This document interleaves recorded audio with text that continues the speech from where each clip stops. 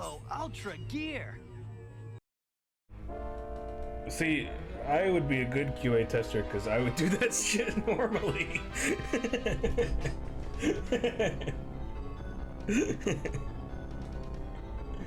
That's just how I play games, man.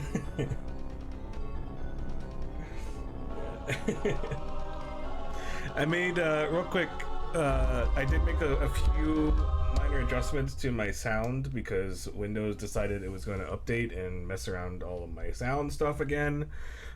So let me know if something's weird or off or whatever. I noticed on last stream that my mic was a little high compared to the game volume and like my stream deck and stuff. And so I turned my mic down just a little bit.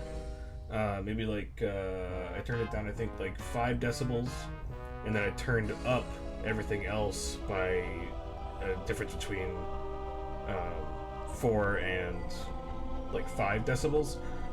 So like when I play something on my stream deck, just let me know if it's not like blowing your ears out or something, because I did turn that up just a little bit. I turned up the browser, I turned up the game volume. Well, obviously we're not playing a game, so you won't be able to hear it until Tuesday, but and I turned up the stream deck as well. So if something seems off, just let me know, because I tried my best to readjust it, and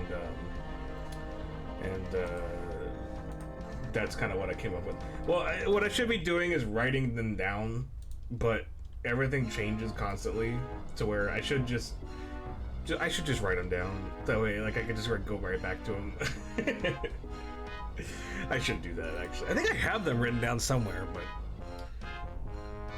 but I mean, that's because I'm using also, so Trogdor gets a little bit easier because he's using just his desktop audio, where I decided to make mine, I decided to make mine using multiple audio multiple virtual audio cables, because I am stupid and weird and dumb. Music's just a little too high. Yeah, I don't mind turning that down. Because I'm just playing this on my browser, so that might be one reason why. Well, I guess the browser, when I was playing the videos, like when I was playing the what did I have it at? There, I turned down to 37 is my threshold, so hopefully that kind of a little bit too high. Well, let me turn it back down to, I'll turn it back down to, well, yeah, because I'm also not, I'm just playing it on browser. I'll turn it back down to where it was, because I had it at 30. Or I had it at 40 rather, I turned it up to 33, so hopefully that helps. Well, in that case, I tend to try to keep like my mic level at a little over twice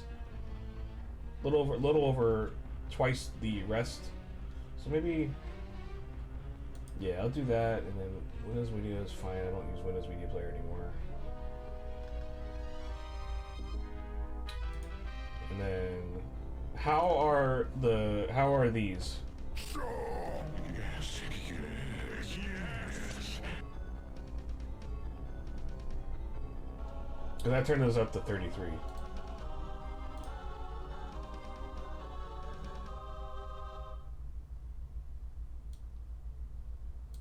Cool.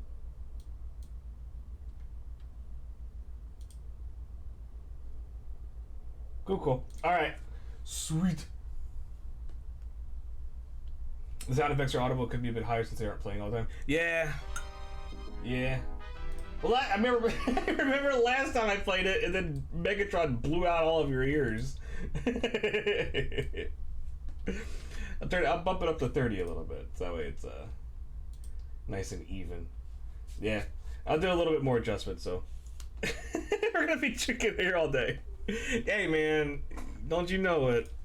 But yeah, I got Dark Forces on out in the background because we're drawing some Star Wars today. Can you believe it? Windows loudness equalization is a godsend if you're not using it. Kind of puts a compression effect on everything. I might have to look into that because I was trying to find options, and like people were saying that using Voice Meter Banana is like usually the way to go to be able to like manually adjust each like, because you can manually adjust like the game volume, you can manually adjust the browser volume, you can manually adjust the desktop volume, and you can add more and more, and just constantly you can have like multiple applications going into all sorts of different virtual audio cables all at once. But it's a built-in thing for Windows 10. I'll look into it. I think it's a little harder to manage all these audio cables. I mean, it's working fine. It's just when Windows updates and it decides it's going to mess around my default stuff in Windows is where things go awry. But if I get it set, it's set.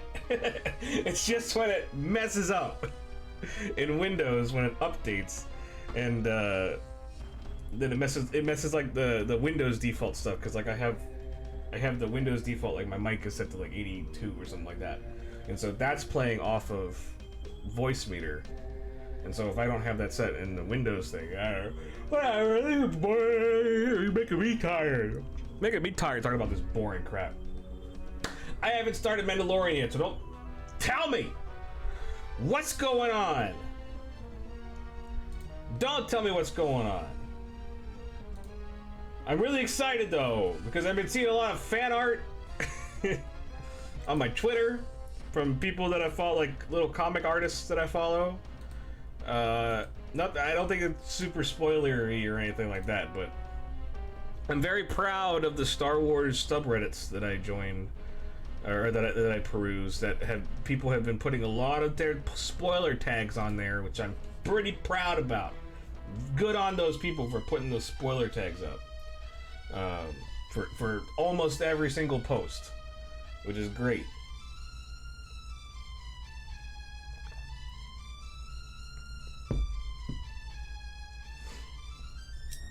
Like I said, I've said it multiple times. I gotta finish watching Castlevania because Castlevania is good, and then I'll jump on. I think that okay. So as far as my work through Rebels, I don't know how many episodes. Holy crap! There's 75 episodes of Rebels. I think I'm on season 2.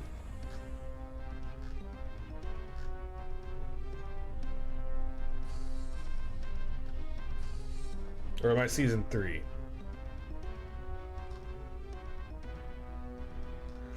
We just finished the episode where they found the space whales.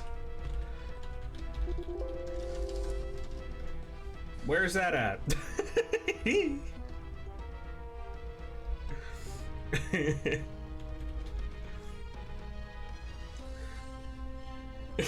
guys remember the space whales?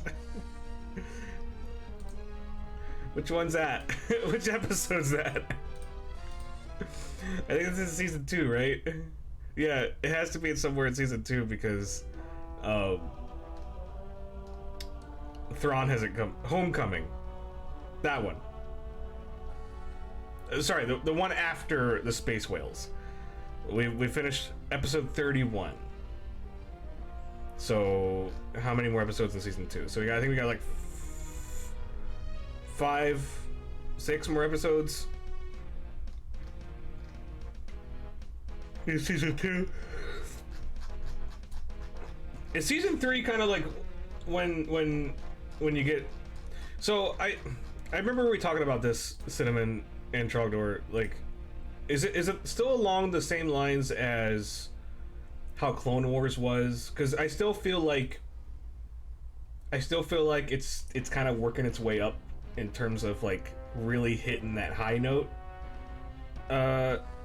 and I'm wondering if when I hit season 3, if that's where those high notes are starting to get hit. It gets better as you go on. Yes. Okay. I mean, that's one thing. That's I know quite a few people who have watched or started to watch Clone Wars, and they're like, it's not all that good. Like, it's kind of not like it's not holding my interest, right? But I was really glad that I stuck with it and got through to season 3, because like, God, when season 3 hits in Clone Wars, man, like things just like jump off. It's so good. And I'm just wondering, like, I would love to have been behind the scenes in the production of that show to really see how, and like, I guess maybe, I don't know, maybe there's like interviews or something with people talking about it, but I'm fascinated with the way in which it, like, it started out kind of just being like a kid's show, kind of like, oh, Cartoon Network, like, you know, whatever.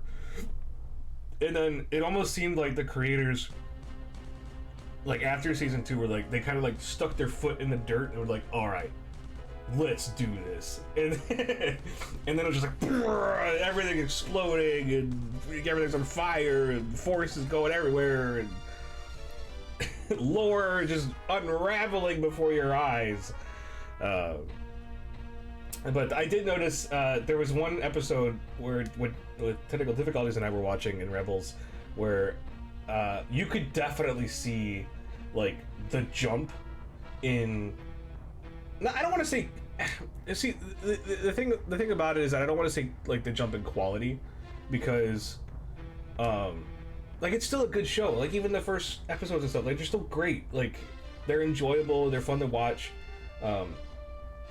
And for lack of a better word, like the jump in like production, I guess.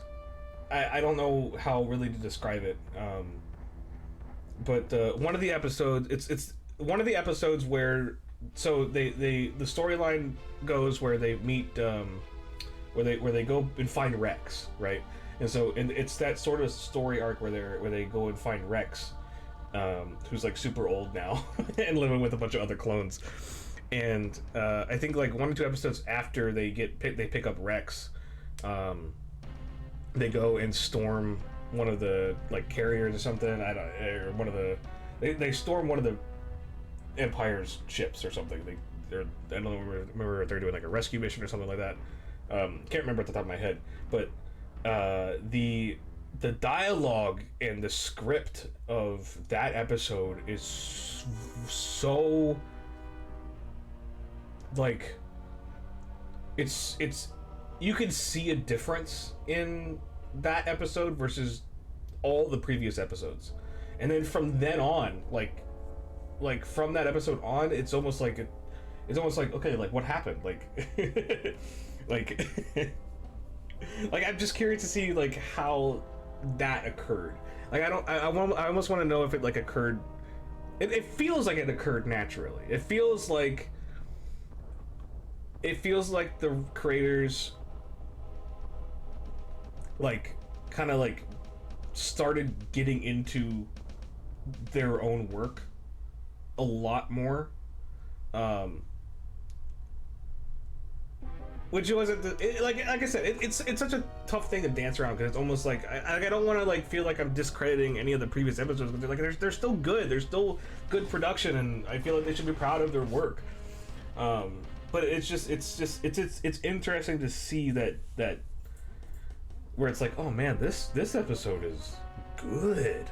Like it's just a different type of good, I guess, is the way I'm talking about it. Like it's a difference between like, oh, this is good and this is good. It's that kind of difference. So I don't know. I would just be fascinated to speak with someone who worked on that show and just see if they noticed. Like I would be curious to see if they noticed what I noticed, like as they were working on it, you know? I don't know. I've just been thoroughly impressed with the animation division for the Star Wars franchise. Like I feel like there really hasn't really been. Has there been bad animation besides like the super old stuff? Like any of the recent stuff? Like I guess maybe from the original Clone Wars series, that 2D one. You mean the Dave Filoni division of Star Wars? Yeah, the one that's the good one.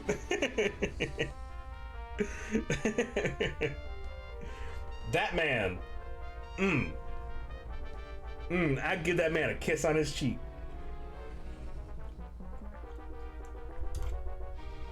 All the stuff he's done for this franchise, man. Was he involved in any of the movies? Like...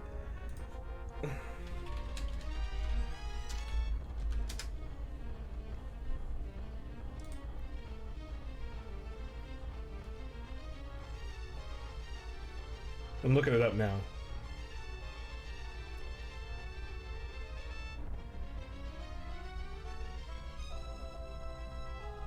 The CG Clone Wars movie. I mean, that one was fine. Wasn't that when the wasn't that when the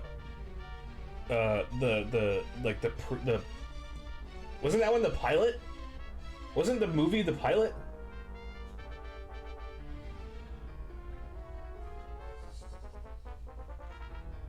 Hey, you made it earlier this time. Hey, Phoenix, we're talking about the godness that is Dave Filoni and his Star Wars influence and how amazing he's been recently.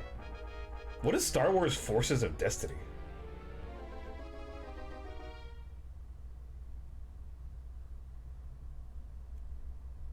Star Wars Forces of Destiny is a 2D animated web series by Lucasfilm, released through Disney's YouTube channel. Set across multiple eras of the Star Wars franchise, it is a collection of 2 to 3 minute shorts centering on female characters featured in previous Star Wars installments. Cool. I didn't know about this. Check this out. Yeah, and Ahsoka's in it. Heck yeah, baby. I love the term micro series. what a term. what a production term. This is a micro series.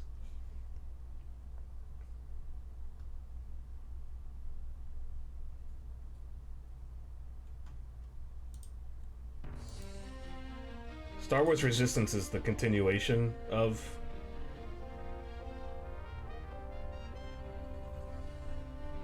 Resistance is the continuation of Rebels with different characters. I haven't made it that far. I'm still working through Rebels. I started with Clone Wars, and you're free from Resistance was okay. Was it more like a? I feel like it, from the way the art style looks, it looked more a little. It looked a little bit more geared towards the younger audiences, but. Micro series are a must these days because no one has an attention span of more than 42 seconds. Got that right. I'm glad you're free from work, Phoenix. I am relatively free from work. As you know, my stream schedule has been just ridiculous, and as a result of the work that I've been doing, I'm finally past crunch time. I'm on like the last little bits of my work for the week, and once I finish these after the stream today, I'm just gonna like just lay down in a puddle and let the gases flow, if you get my meaning. Resistance was a prequel to Force Awakens. All them holiday greeting cards? Luckily, no. I was able to. I've kind of made a transition from doing normal stuff for that into doing special stuff for that. So, luckily, that isn't hitting me super hard right now. Paul's gonna let out the biggest fart when he's done. He's been able to get it for 3 weeks.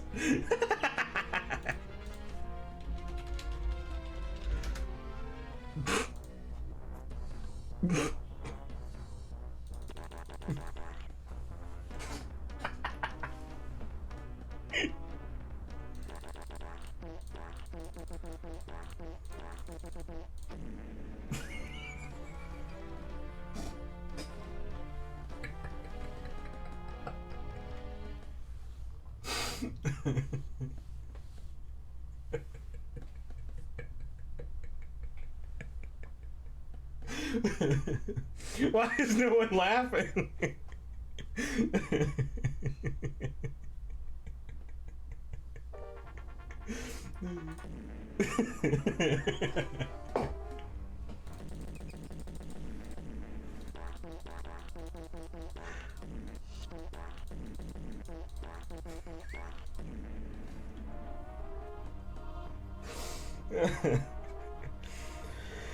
Oh.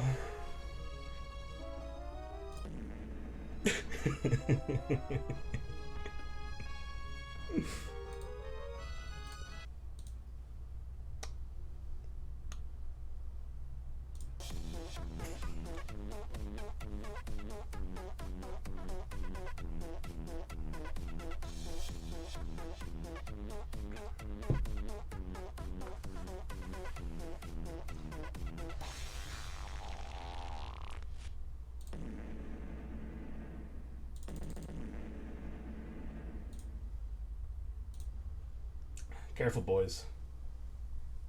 The filter's coming off.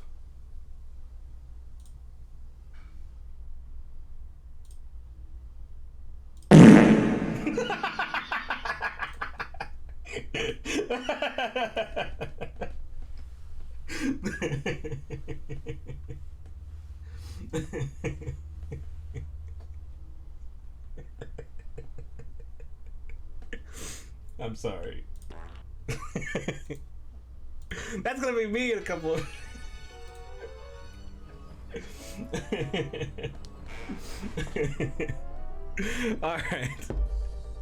Alright. Thanks, Trogdor. Thank you for reminding me of that. Trying to learn a new art style and put one in my Discord today to check it out. Cool. I will definitely go check that out. I'm excited to see it. I've been checking out a lot of Phoenix's artwork, and holy crap, they're good, man. They're good.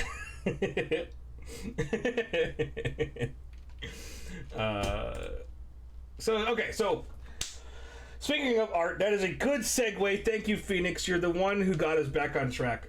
Welcome to Lunchtime Let's Draw, everybody. My name is Paul. I'm an artist from Houston, Texas. I'm an artist, but I'm also a gamer.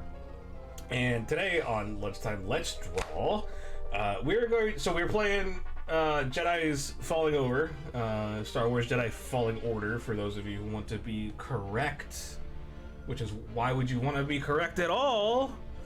And we met a little friend. Does everybody? I don't know if you guys were here. We met a little friend. He's a little robot friend, and he helps us out. His name is BD1.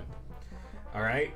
And we're gonna draw a little robot friend, but there's gonna be a little bit of surprise to this little robot friend that will be revealed a little bit later. Obviously, I haven't had anything sketched down for drawing this little robot friend, but he's a little baby boy robot, so he shouldn't be too hard to get the shapes and stuff down. So yeah, so that's also why we got the Star Wars Dark Forces soundtrack playing on in the background, because it's probably one of the soundtracks that I wouldn't be able to get DMCA'd for related to Star Wars. And the NES Star Wars soundtracks are like 10 minutes long, so I don't want to put that one on repeat. So there's that. What happened to BB-0? Well, you see, in the BB Wars of 2772,000, whatever year Star Wars is, they all got blown up by all of the R2 units, and that's why all the R2 units rule the BBs.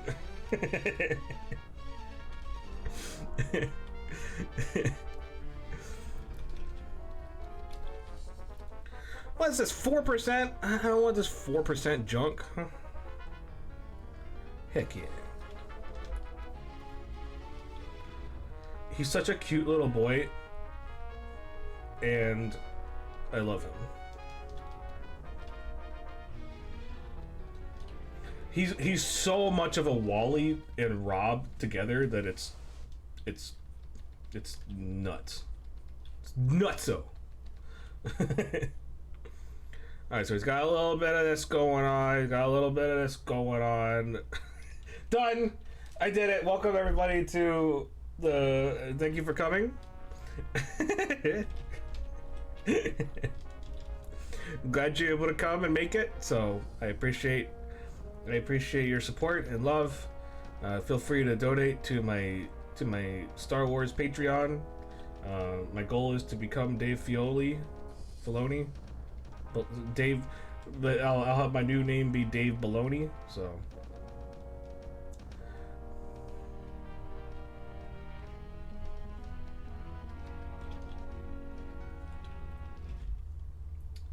B.D. Wong, on the other hand, is an accomplished actor known for his roles in the Jurassic Park and Law & Order series. Yeah, man, that guy's good.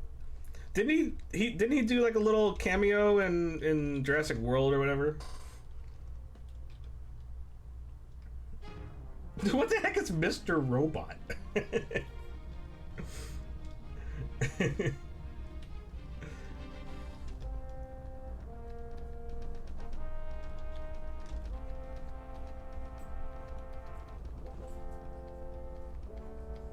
It's funny, but I feel like when you're drawing robots, like, it's almost like there's no point in sketching because the whole freaking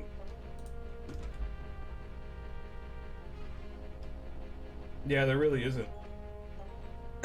There really isn't a point in sketching, is there?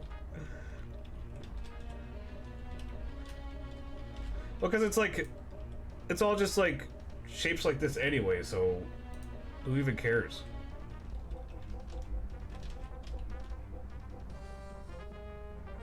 I'll get him a little bit smaller though. And yes, I'm looking at a reference. Shh. Shh. Don't tell me.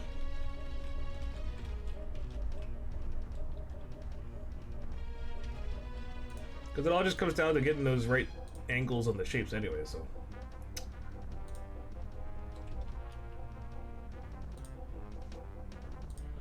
And honestly, I probably could be using like my line tool or anything else, but no! I will do everything backwards. And wrong. You can't, you're not my mother. You can't tell me what to do. Except Trogdor may be my mother. I don't know. I haven't really figured it out yet.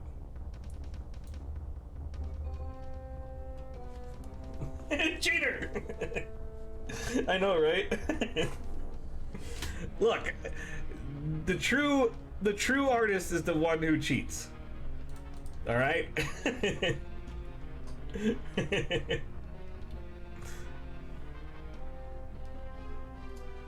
All right, what next? He's just got so many like right angles and stuff that it's like, what's the point? You know what I means? You know what I means, my boys?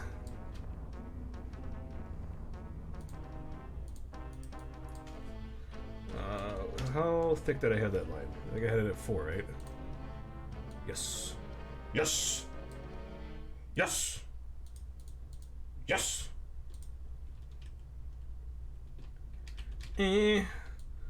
Ooh. Look at these eyeballs with this boy.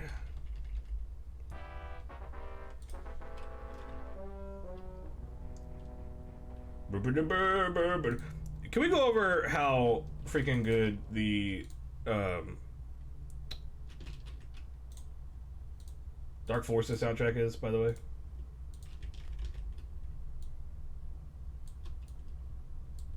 Please.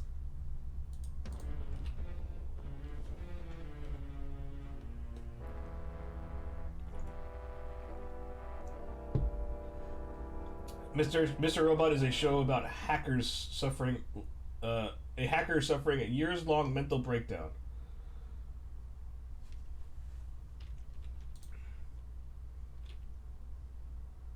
That sounds fun, Trogdor. Why did you...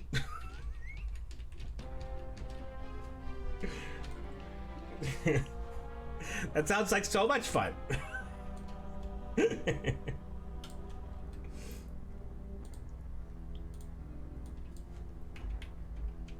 No, not 44. 4 pixels, you dingo.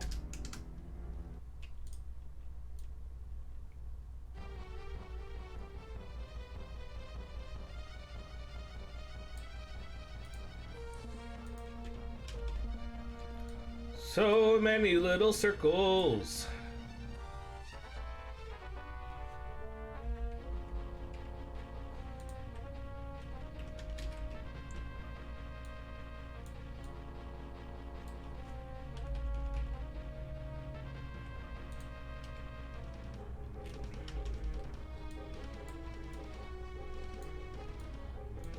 You'll see it coming to fruition as soon as I.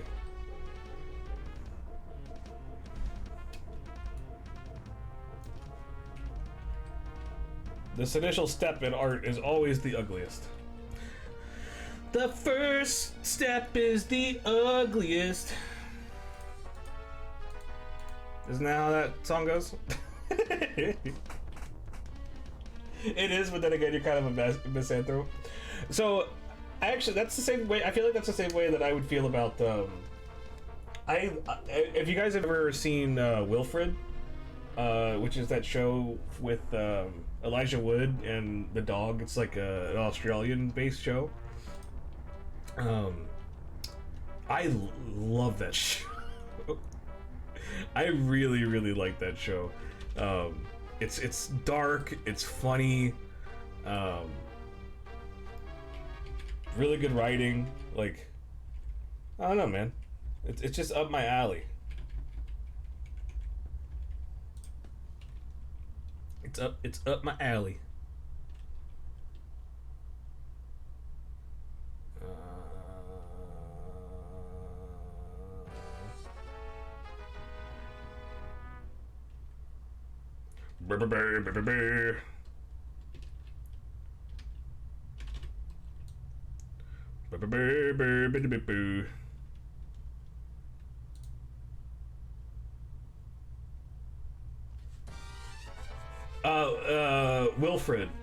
Wilfred?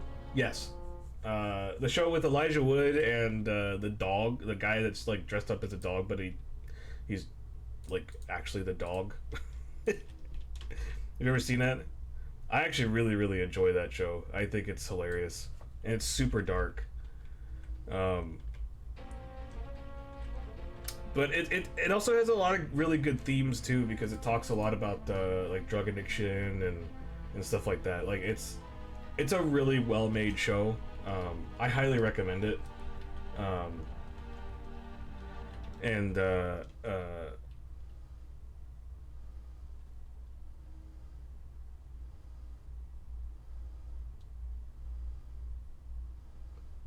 Computer, can you stop mooing? The computer is mooing.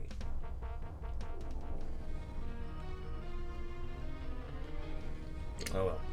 It doesn't like me being on Photoshop. I haven't seen Dirk Gently or Hannibal. This Hannibal deals with a lot more like murder stuff, right? Is that what it is? Is it related to the movie at all? I don't know. Don't ask me. I don't even know. Oh yeah! Yes, it deals with murder, you dumbo. Look. It's a prequel to Silence of... That's neat. I like that. That sounds cool. Actually, I've also never seen Silence of the Lambs, so don't hate me. I'm only starting to get... I know that Silence of the Lambs isn't really like horror, but I'm only just starting to get into horror stuff, so leave me alone, you hear? Ya her.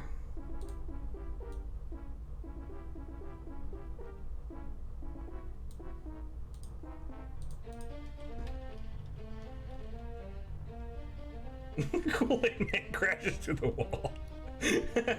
Oh yeah! Little do you know that Trogdor is actually just Kool-Aid Man.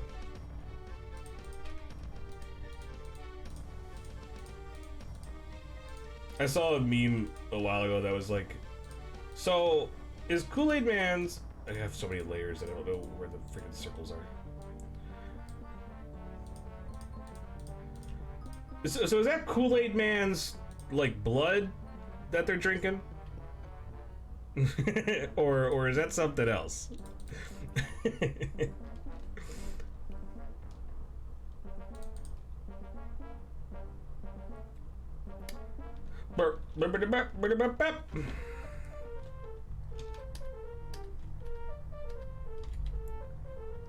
Let's bump up the smoothing here to about 80.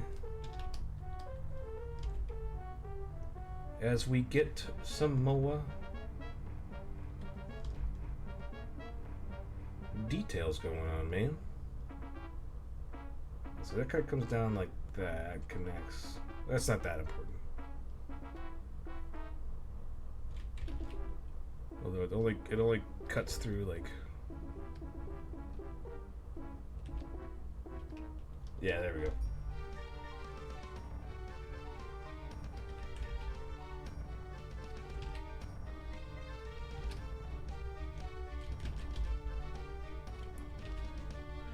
Yeah.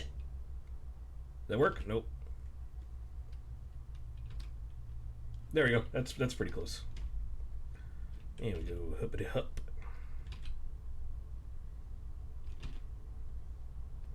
What am I doing? I have lines. I can do lines. Look at that. Look at those straight lines that I just made, baby. Artist. Make a good point with it. Yeah, I do. So yeah, are they drinking is that cool? So like, if you drink Kool-Aid Man's Kool-Aid, like, are you drinking his blood?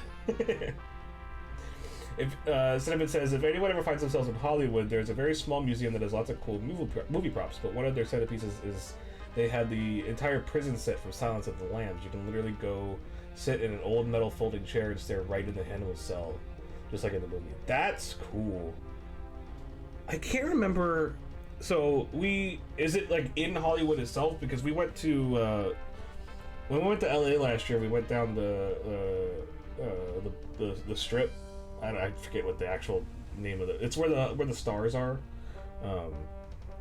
and we went to like the Ripley's Believe It or Not museum. We went to another museum. We did like the museum like tour trip thing, going around, and it was.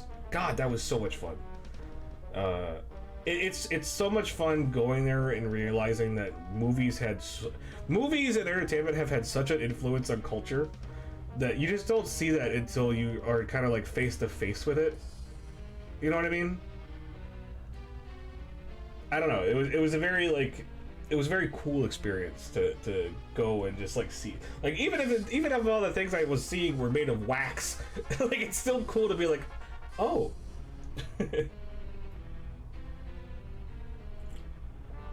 We may have gone to that one. I can't remember. If it's not on the strip, then we didn't go. But I don't remember the Silence of the Lambs thing. So I feel like it was in recent memory. So I feel like I would have maybe remembered seeing that. But if it was outside the strip, then we didn't visit that one.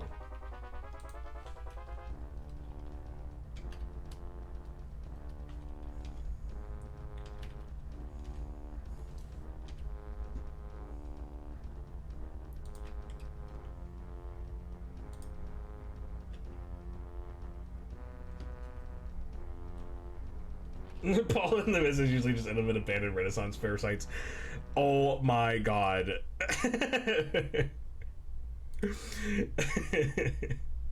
What a freaking story. What a freaking story. Should I tell that story? Is that a story even worth saying on stream? Chalkdoor says yes. So the story goes. My wife and I enjoy going to Renaissance festivals, and in Texas there are a lot of Renaissance festivals. I guess people from Texas just really like living in the past, and that's not like, I guess also the American past, but like also there's a bunch of bikers and stuff down here, and they love Renaissance festivals. But anyway, there's a lot of Renaissance festivals in Texas, and we've gone to Texas Renaissance Festival, which is the biggest one in the country, and so one of the things that we wanted to do was visit different ones. We just wanted to see what other ones, because we found so you have the Texas Renaissance Festival, you have the Scarborough Renaissance Festival, you have Sherwood Forest Fair, which is another one, and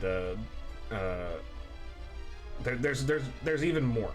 And so one of the ones we found on the website, we were just like looking up like different Renaissance festivals, and there was one in Tyler, Texas, that we found, and we looked them up, looked up the website and stuff. I was like, oh, this seems pretty cool. Like, it's a lot smaller. It was a lot smaller on like, you could tell in the photos and stuff like that, but it still seemed really cool, and we just wanted to go. We wanted to take like a day trip to go and hang out at a new Renaissance festival, see what that was all about, because we had such a good time at Sherwood Forest Fair, and so we were like, maybe the smaller ones will be good, because Texas Renaissance Festival is really, really big, and it's getting a little bit like too, I don't want to say like corporate, but like it's not as like I guess it's not as like, I don't know.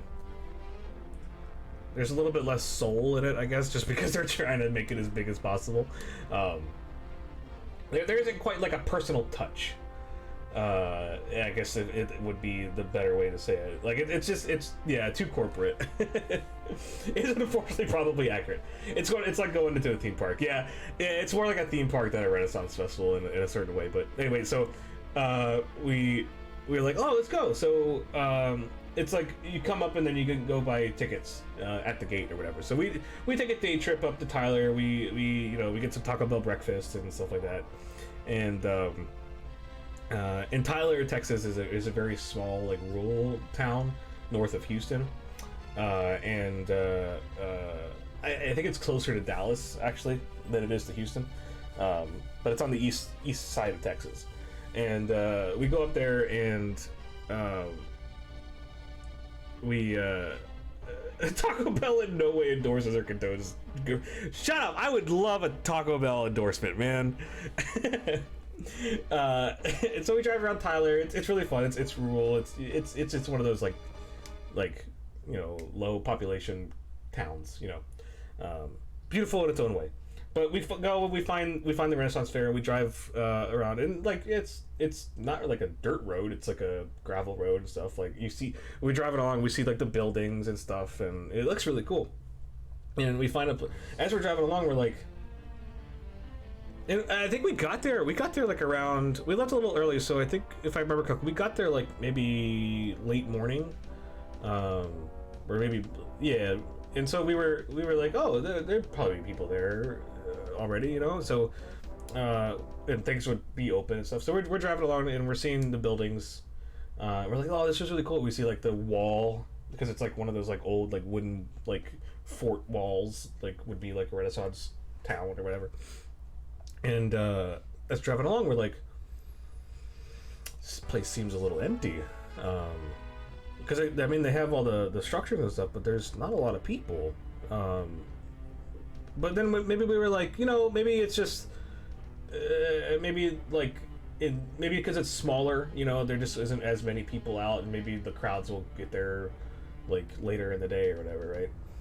So we were like, we're a little like, oh, there's not a lot of people, and so we continue driving, and we turn into the parking lot, and as we're turning into the parking lot, there's no cars,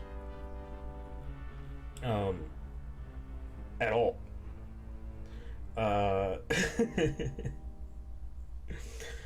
It's a pretty big parking lot, to be able to accommodate, because it's like in a field, like it's in a giant field. And there was no cars, and so we were like, is this the right place? Like, are we like in a different part of the fair? Like, what is going on? And we're sitting there, we're looking up the website and whatever, and we're trying to get internet because we're out in Tyler, Texas. And we can barely get internet to find information or whatever. And as we're sitting there, this truck pulls up, and this guy pops out, and he's just wearing like normal clothes with like overalls or whatever. And he pops out, and he's like, "Hey, how's it going? Can I help you guys?" And we're like, we're here for the Renaissance Festival, but And he goes, oh, well, you see, well, first of all, it's nice to meet you. My name is blah blah. I'm actually the owner of the Renaissance Festival here. We're closed. When hurricane, what was it? Whatever hurricane it was, he was like, I think it was Ike. He was like, yeah, Hurricane Ike really hurt us, and we've been closed since then, and we're still like rebuilding and trying to get everything set up again to recover. But yeah, we've been closed for a while. And we look at each other and we're like we didn't tell the guy, but we just like looked at each other like confirmation wise. We're like, that's not what it said on the website. It said that they were open. Because it just said, we're having Renaissance Festival between these dates and these dates. Come and buy your tickets now. And so we're like, okay, cool, we'll just go buy our tickets at the gate. And so we drive all the way up to Tyler, Texas to go to a closed Renaissance Festival. But, so the guy was super nice. He was like, well, like, welcome, you guys came all the way up here. I mean, I'm sorry that you guys did and we're closed or whatever, but, yeah, I don't know when we're going to open again, and I guess I need to update my website. And he gives us tickets. He gives us tickets. I guess he had some in his truck. He's like, here's some free tickets for when we finally open at some point. And he's like, well, oh, by the way, like, you guys came all the way up here. Do you guys want to like come in and just like hang out? Jen and I look at each other, we're like, I guess, yeah, sure. And so like he comes and he like gives us a little tour. He's like, oh, this is where like we have like our food. This is like our building that we have like a lot of our shops then and all this other stuff. But so like, yeah, like he was super nice, but then he, like we walk past and we see like these two guys, like these two like teenagers, and they're like they're playing with wooden swords and they're just like practicing fighting, and they're like hi. Hi. And so we were like, oh hey. And he's like, well, do you guys want to like meet my wife? the owner, he's like, you guys want to meet my wife? So like obviously like I'm the king because I'm the owner. It's how Texas Renaissance Festival does it too, I think. And he's like, well, here, would you guys be my wife? She plays the queen. And we're like, yeah, sure. So like, we go and we follow him, and he goes into like this one house. It doesn't really look all that different or whatever, but like inside is like, it's like, I forget the exact interior, but it's like really gaudy, like tapestry furniture and stuff. And we go in, and he's like, well, this is my wife. And we look over, and there's this woman, this kind of overweight woman, lounging on one of those like, what do they call those, like lounge chairs that are like really long, like the ones like you would see like in fancy hotels, and like the ones that the Greeks would always like lay on. And we see this woman, this like kind of like overweight woman. She's not like, you know, she's not like dressed in anything. She's just like wearing like normal clothes or whatever, and she's laying there like this, and we look next to her and there's a chase lounge, yeah, something like that, and next to her is a younger boy, a younger dark-skinned boy, and he is like feeding her like grapes. So like you just have this overweight woman like this, and this dark-skinned boy, and he's just, and she's just like, ah, yes, come in, enjoy. And like I look, like I know that it might seem like I'm making fun and poking fun, but like people do you, man. Like you do you. You do what makes you happy. It was just that experience for us because we'd never experienced anything like that before, and it was just being there and seeing, like no one at this Renaissance festival, and like us kind of being like, like what do we do? These people were so nice, and they were like, albeit to us they seemed a little strange, but they were so nice. And like she was just like, welcome, like hello, like where are you guys from, like are you guys, I'm sorry you guys came, I hope you guys still enjoy yourselves. And we kind of have a little like small talk, chit chat, whatever. We learned about like what happened with the fair and what their plans were doing and when they hopefully like reopened and whatever. And then like at one point she was like, well, do you want to meet one of our knights is training at the joust rink, whatever, joust area, if you guys want to go meet one of our knights. And we're like, yeah, like sure, like we're already here, like let's go, we'll just go. And so the owner pops back in, he's like, all right, well come over this way. And he takes us over to the joust, and we see this guy, and he just kind of has some padding. He's not like in full gear or anything like that, and he's just like practicing his riding. And he's like hello, how are you? And like he's kind of putting on a performance but not really. And so we have a little bit of small talk with him. We learn like why he got into Renaissance Festival, and then like he looks at me and he's like, so you this was a couple of years ago. He was like, you seem like a pretty strong like young lad. Would you ever consider being a knight? And I'm like, I mean, obviously, like it's something that I've always like imagined being like in fantasy world.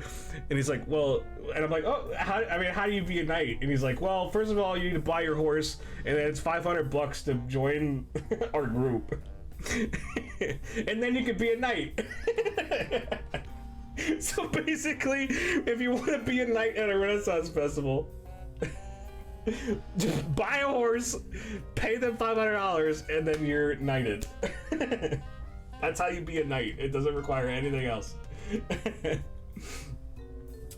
And so, like, that's kind of that's kind of like the end of that. We were like, Jen and I, we were there for about like an hour, maybe. I don't think we spent too much time there. Like maybe like an hour and a half. So it's just like walking around and chilling or whatever. And we're like, all right, I think it's time for us to go. And so we kind of walked back towards the thing, and we walked past the lady on the Chase Lounge, and we're like, bye, thank you so much. And then the owner comes by, he's like, well, I'm really sorry again that you guys came all this way. It was nice like hanging out with you, and hopefully we could see you when we reopen. And Jen and I were like, yeah, sure. And we get in the car, we're just like, and we drive home from Tyler, Texas. And so yes, so when we told that story, Cinnamon's right. When we told that story to Cinnamon and everyone else in our D&D group, they're like, are you guys sure you didn't see ghosts? Like, are you sure that this wasn't like some haunted Renaissance festival? Because we go and we go home, and like we kind of like we go back to the website, and like the website was never updated. Like when Ike happened, like there was no information that we saw that was like, it's closed, don't come. And then after, like, I forget when we checked it back, like maybe like a couple of months later or something, or like a year or so later, we were like, whatever happened to the Tyler thing? So we go back and look, and I think the website was gone. Like it just disappeared. Like there was this like, it's gone. No. Just evaporated. It was like Dracula's castle, you know how like Dracula's castle at the end of Castlevania just like goes away. Yes, so those are the two. Cinnamon's right. We've concluded that those are the two possibilities. We saw ghosts, or we were going to be ghosts of our own at some point. Third option was that we almost got indoctrinated unwillingly into a cult.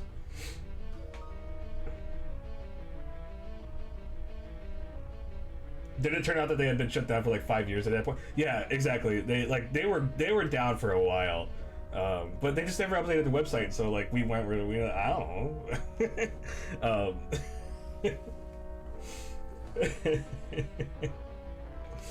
So that's a story. That's the story of our mysterious Renaissance fair. You can't expect the King or Queen to update their website. Exactly. Exactly. So it was like both like it was such a strange but fun experience to do, and I also learned what it takes to be a knight and just have $500 and buy your own horse. Balls and ghosts confirmed.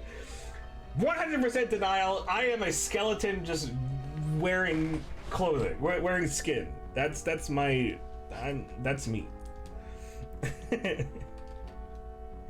Ghost confirmed.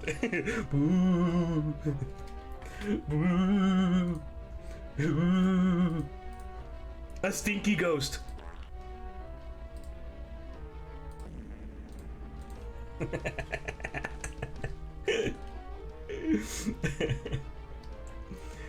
I haven't checked back up on it though.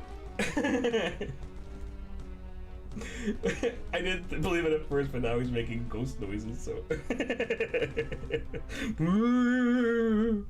Don't you know I'm a ghost?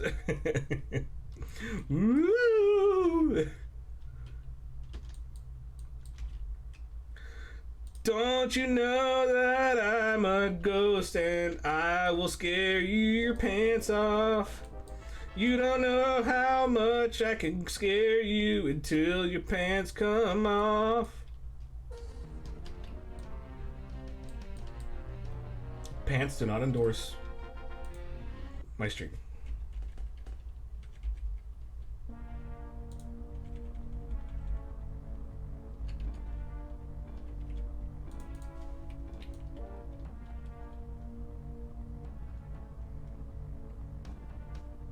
All right, now it's time to let's do some connecties. We gotta get some connecties going on here.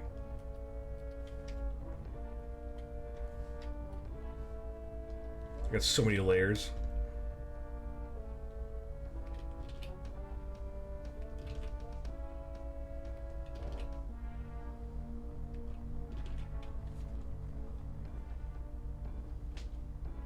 I know, right? He looks like Wally.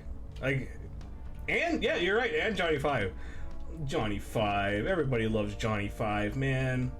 Johnny Five is such a cutie.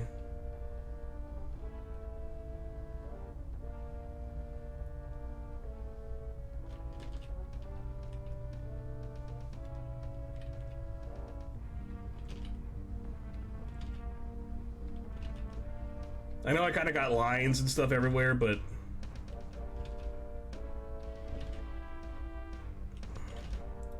it'll come together once I begin erasing.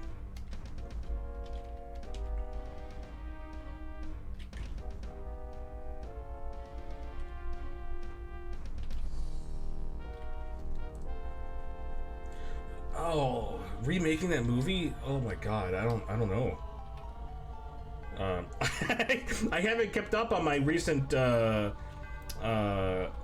short circuit news. Jogdor.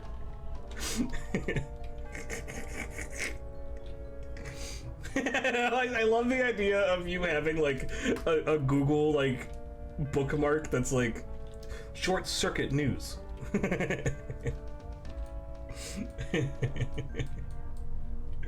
Stay up to date on the latest from Johnny Five.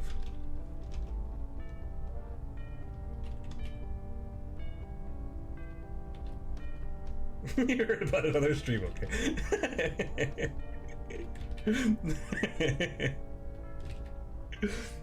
No, let me make fun of you. I mean, I know Cinnamon has a bookmark for it. Oh my god, could you draw this correctly, please?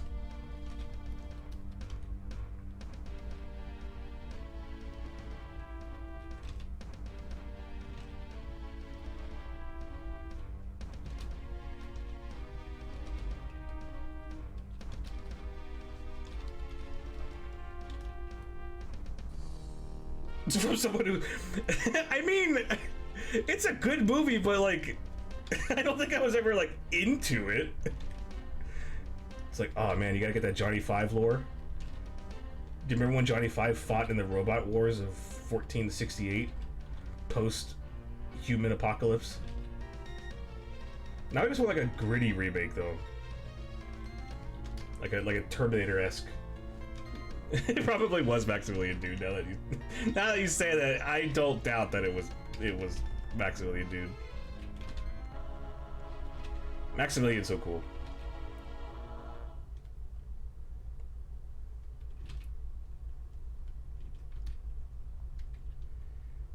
That just doesn't look right. Why can I not get this stupid little...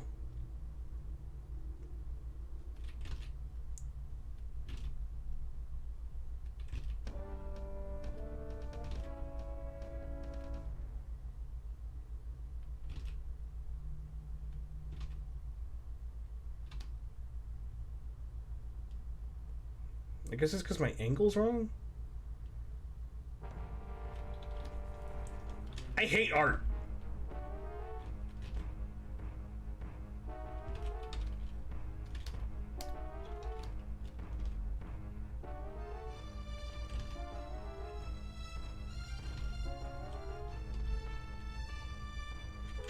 Oof, save.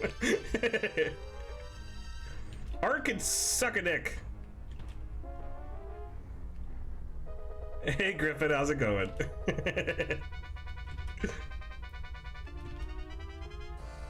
I hope you're having a good Thursday. I'm finally able to wind down some of the work that I've been doing, so it's been good. Finally.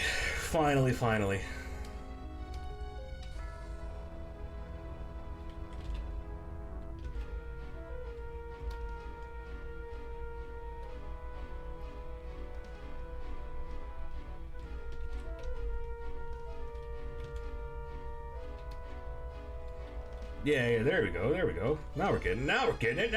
Now we're playing with the Force.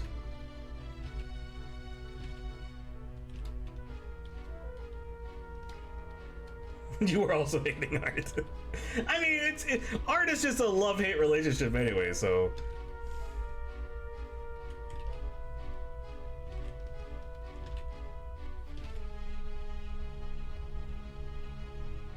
He's got a tiny neck. Oh no, I want him to have a little bit of a thicker neck. Just a tad. What am I doing trying to draw these manually when I could just click? Who do I think I am? Picasso?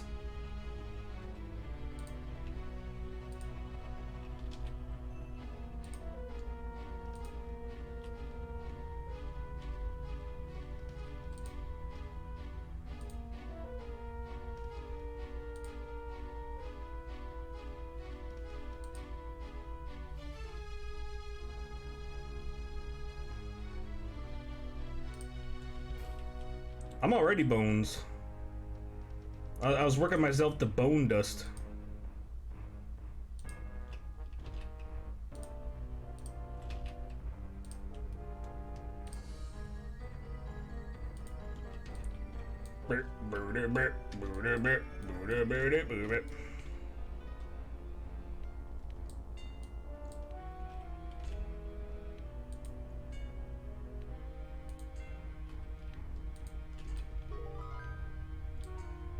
Does that look right? Looks good enough to me! Although this needs to... this angle is... well... well, no, the angle that I have him on is a little bit thicker. Yeah, thicker.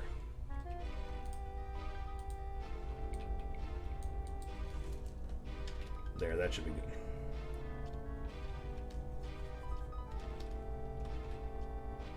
good. We can't see your reference for sure. Why not? That's the trick. You'll never know how bad my drawing is.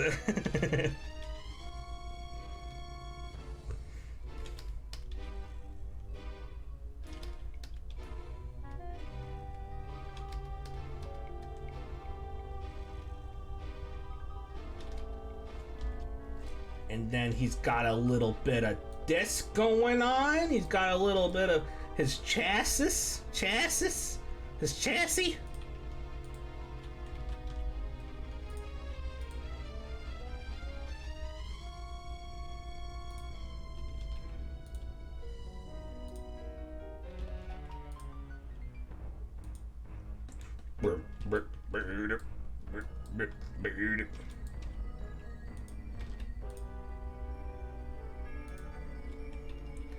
I will 100% be making thicker lines and finalizing this. Because I like them. I like my robots thick, boy. Who else likes their robots thick? Phoenix does. I know they do.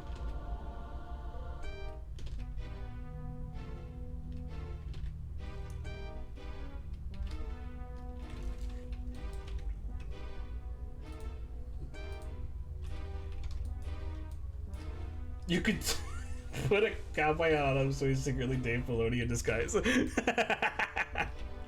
You know, Trognor, you have an uncanny ability to, like,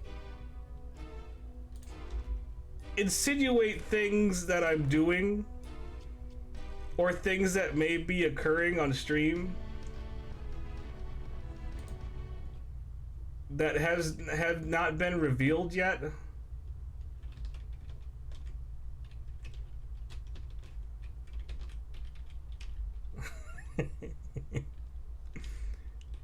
However, it's not Dave Filoni, unfortunately.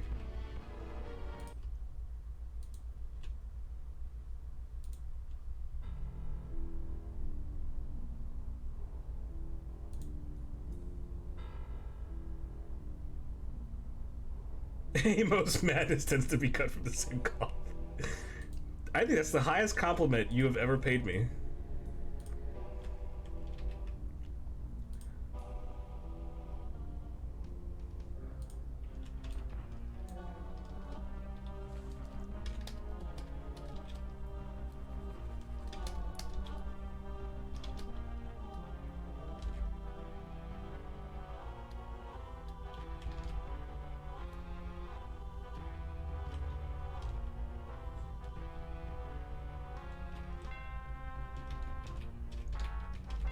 No, I just wanted to have like a little...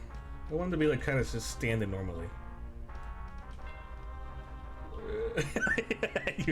I compared you to... Hey man, look. If I get to be in a group with as handsome of a man as yourself, then I will not complain.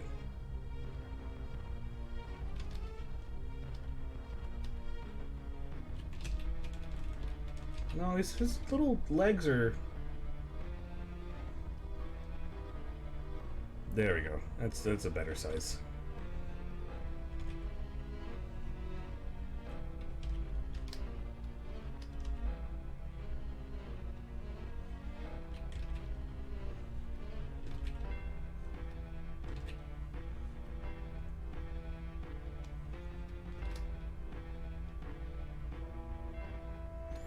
FYI, I drew him way too big on my canvas for what I wanted to do.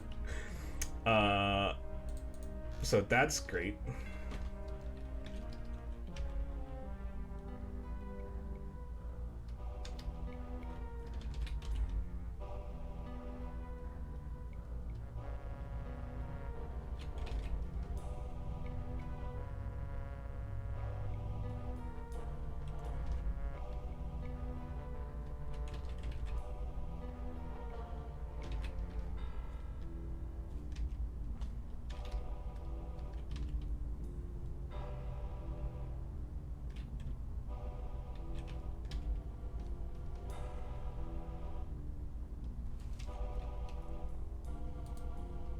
Getting these lines, like, correct on these little boxes is...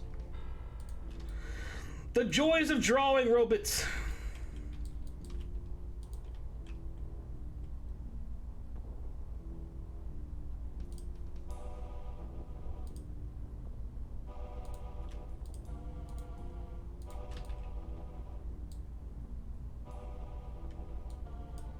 Good enough for me. All right. Let's do a merge.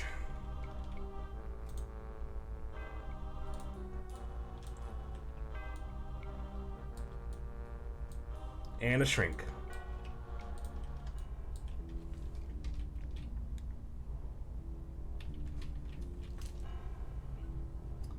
You're trying to practice figure drawing, it's killing you.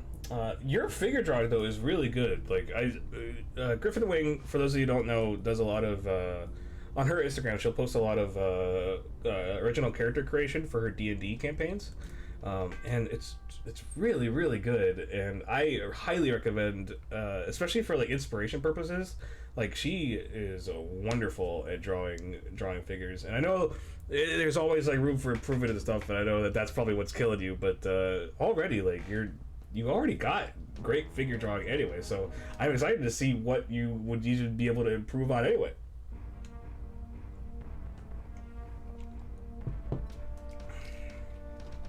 But not even like the best of the best when it comes to figure drawing still, like, it takes so much practice to get it right, because like anatomy is one of the toughest things to draw.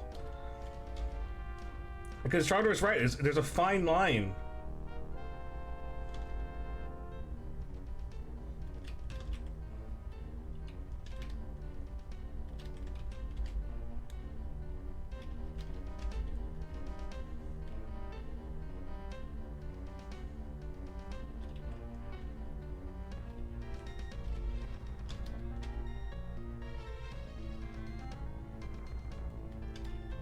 Robot drawing, much less so. But you still gotta get the angles and stuff right. So, haha.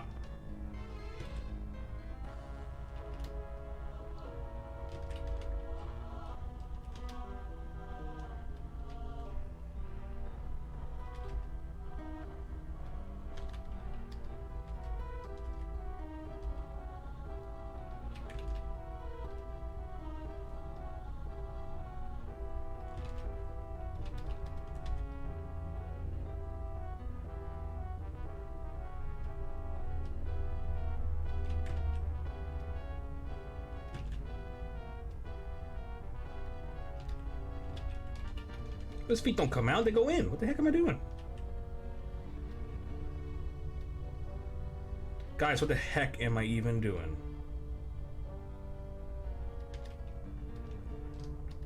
Look at those little toesies! He's so cute!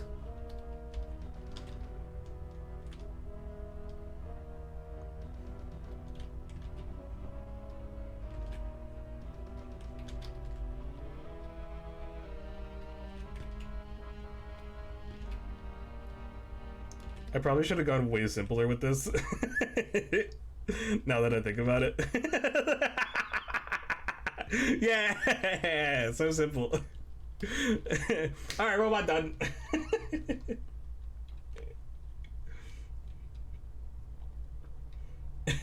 I really do love it. It's just sometimes you're like, how do you draw lines? I know, man. I feel you.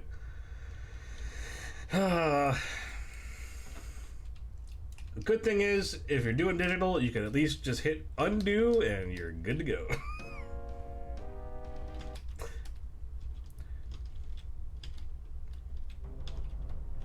Alright, so now it's time for some erases.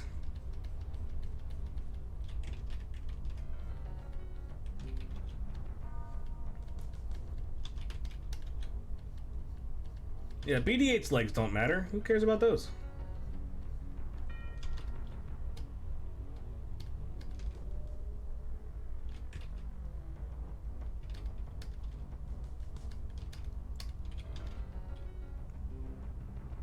How does this thing go?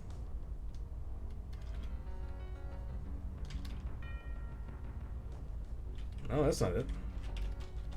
The stuff right there. Yeah, well, I'll do that when I get my other thing ticked off.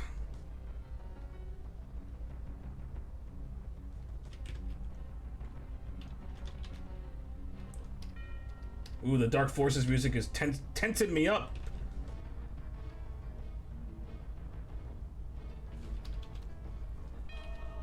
Speaking of Dark Forces, if you guys haven't already watched it, go watch Trogdor's playthrough of Dark Forces, because he's actually really good at that game.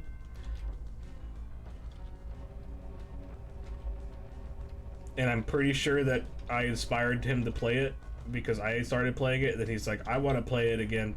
And so I'm like, haha.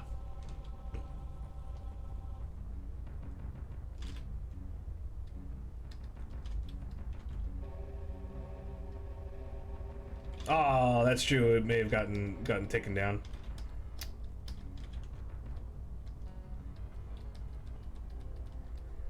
I wish that they did keep them for longer, but I guess I mean, I understand why they don't. But I wish they did keep them for longer.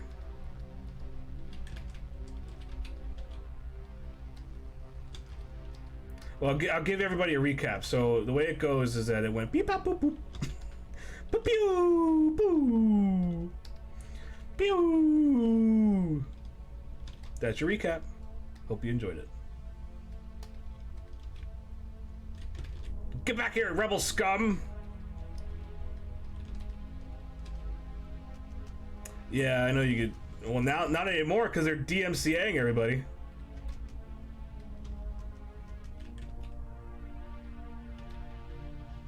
Why do I have that third one?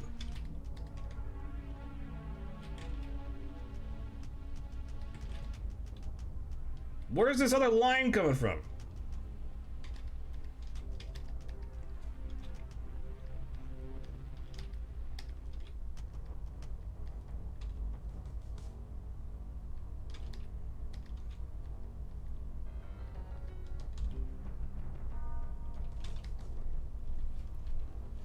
It just makes Twitch like slow chat Snapchat.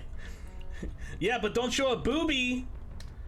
Better not show a, you can show people getting murdered all you want, just don't show a boobie on Twitch. It's not appropriate, okay? It's against the law. Jesus said so.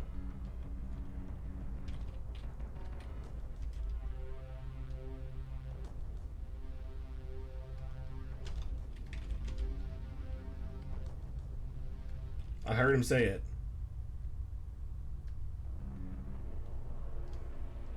What if it's a game boob? Even worse. Even worse. Twitch staff can't have sex with game boobs. They could at least extort real boobs. Oh, what are you gonna do about it, Twitch? I just called you out.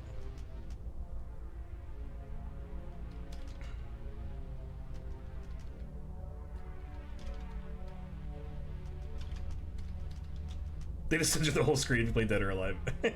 They'll probably censor it for music copyright more than they would for the boobs. Like the tier goes, like if you play any sound during your stream whatsoever, done. You're done, son. Felony.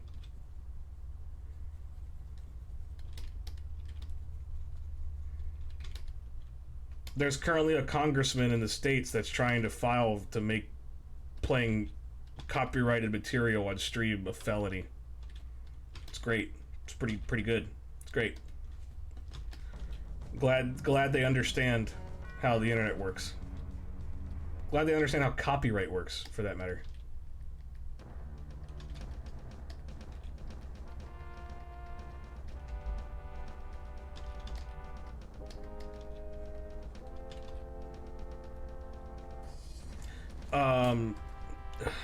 It's some, I saw it on Twitter.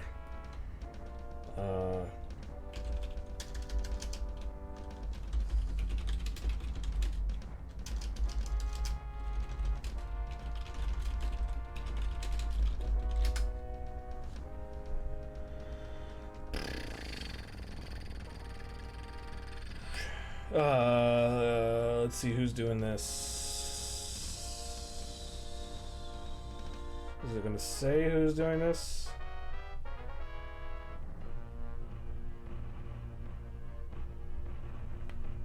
Yeah.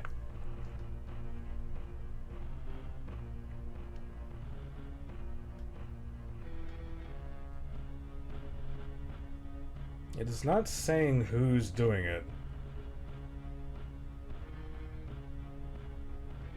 Oh, never mind, it does. So the United States government blah, blah, blah, includes controversial measures that wouldn't be able to pass on their own, negotiated with the high stakes of this particular bill in mind. One of them would be to turn unauthorized streaming of copyrighted material into a felony. The streaming proposal is the work of Republican Senator Tom Tillis.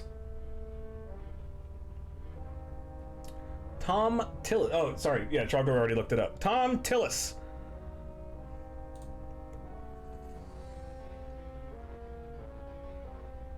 A proposal to turn unauthorized commercial streaming of copyrighted material, progressive policy publication, the American Prospect specifically points to examples like an album on YouTube, a video clip on Twitch, or a song on an Instagram story, into a felony offense with a possible prison sentence.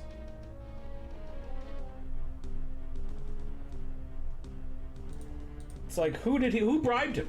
Like, that's the only answer to why someone would introduce something so stupid.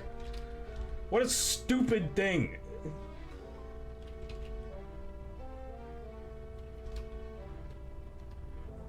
Just dumb.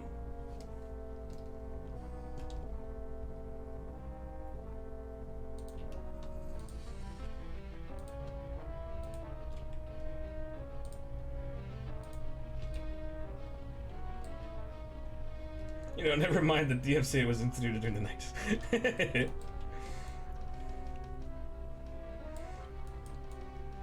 It's like how ESRB ratings were like, oh, we had to protect the children. It's like, well, yeah, did it?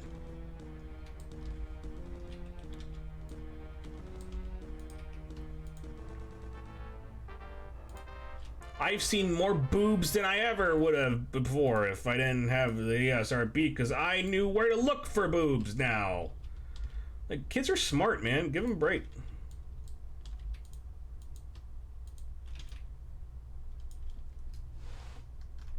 It's not a bribe if you call it lobbying.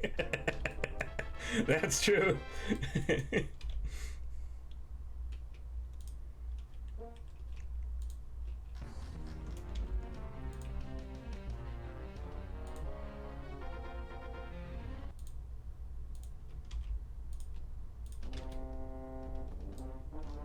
Okay, I do want to go... I'll talk to you later. Don't worry, it wasn't my wife.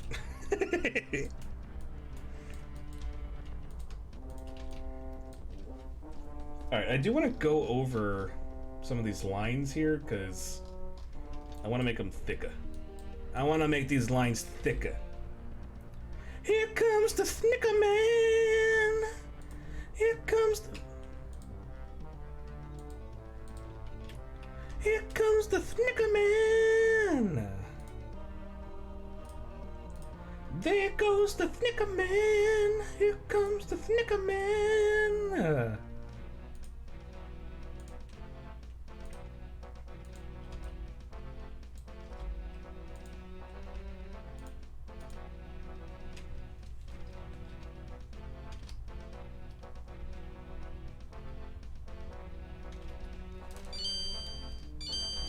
Yeah.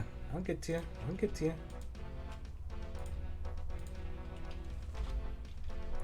Alright, turn this down so I can start coloring in these bold lines here. You guys will see what's going on in just a sec. I'm actually nearly complete with the line work for this, so you guys will see. I'm really excited for this joke.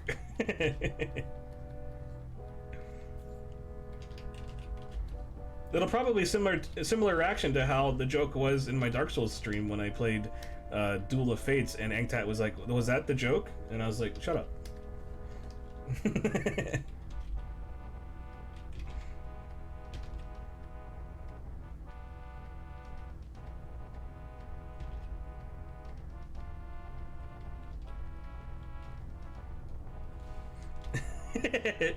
The joke may involve a hat. Shh.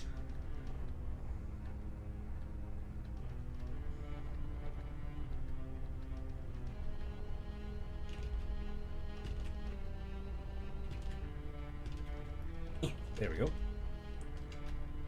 I'm very pixel particular.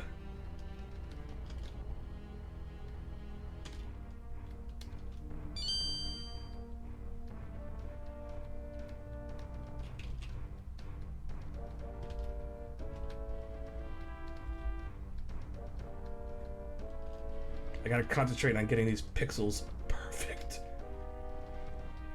This is my performance against Twitch censorship. Take that, Twitch! You can't ban me! I'll ban myself! You say that, Angtet.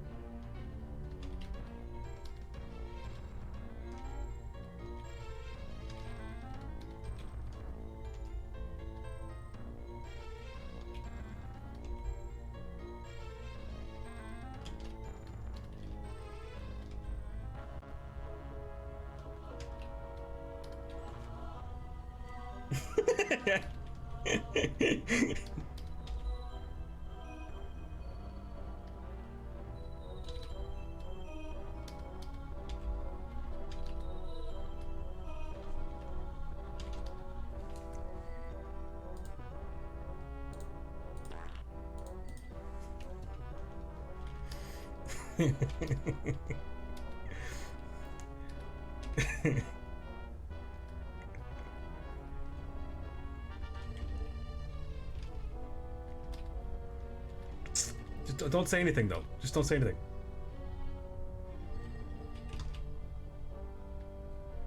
Just don't say anything.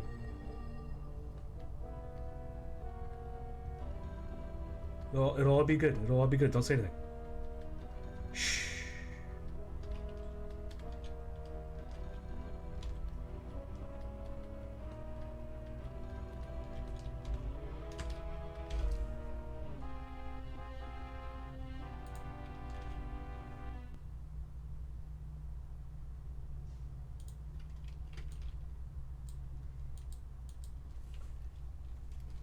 Why is the penis the most detailed part of the drawing? Also, the alacrity with which you drew that was impressive.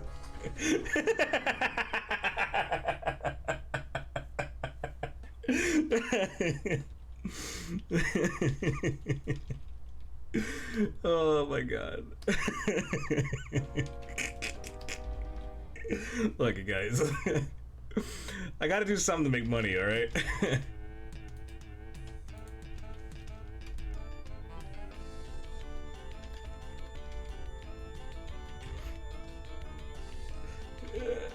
Years of practice. Why do you just keep drawing dicks?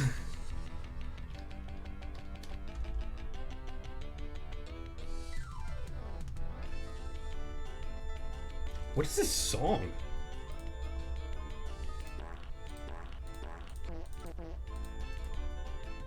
Surfing? When were you surfing in Dark Forces?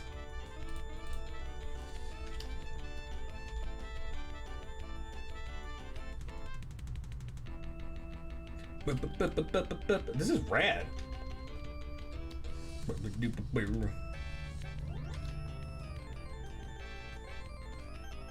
Paul's side hustle is drawing 19th century pornography. That's my main hustle. What are you guys talking about?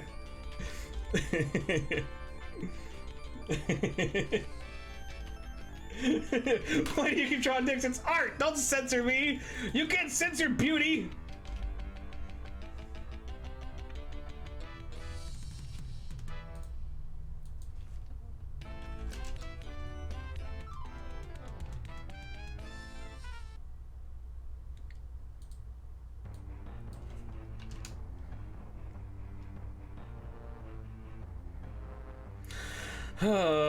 That circle is too large and I need it to be smaller.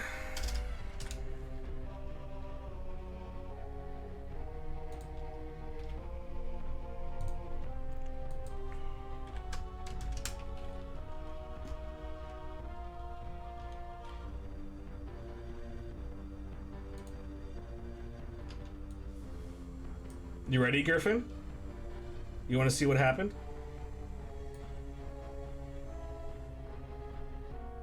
Let me know when you're watching. I need your eyes. I need your eyes on screen.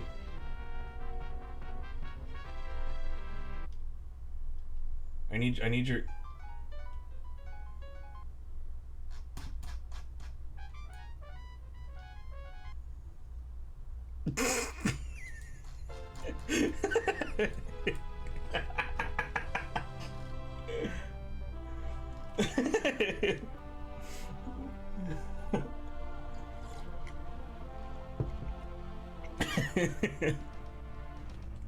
Super advanced. Talk about a lightsaber, am I right? Oh. Oh.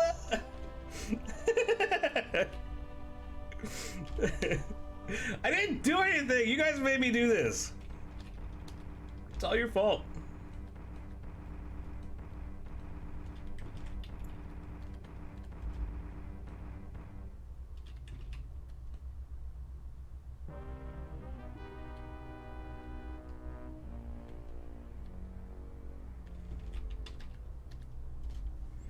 You have a naked lady up a figure drawing. Well, see, wieners are fine. You just can't draw a boob, because feminism. Feminism ruined video games. We know this. It's factual. And as a result, no boobs allowed.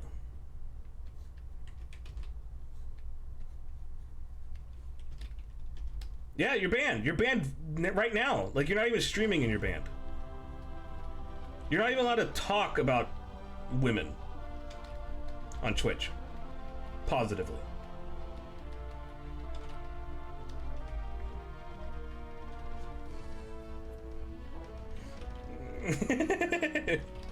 Feminism and boobs are turning us all gay. Got that right. Especially the frogs.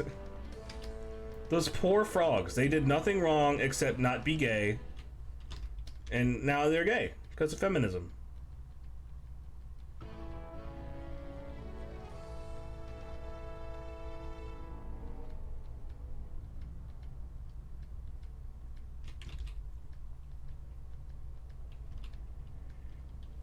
I mean, it turned me gay.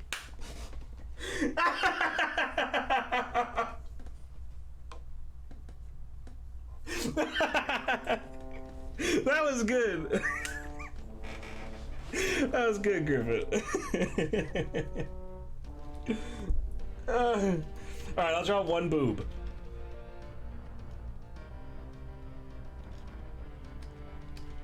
For equal opportunity boobage. Equal opportunity banning, am I right?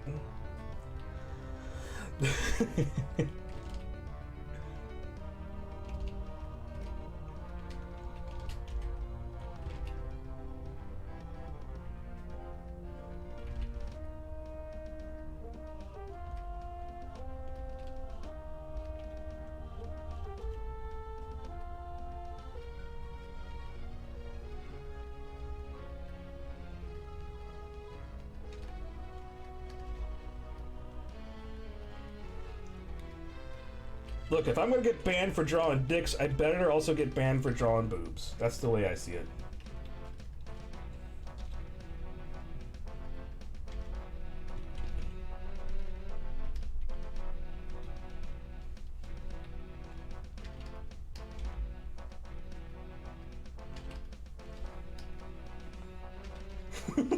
That's why we need big, strong dicks to keep us straight.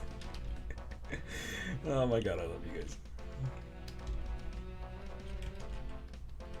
That plays right into the whole Chuck Tingle thing that we talked about on one of the previous streams.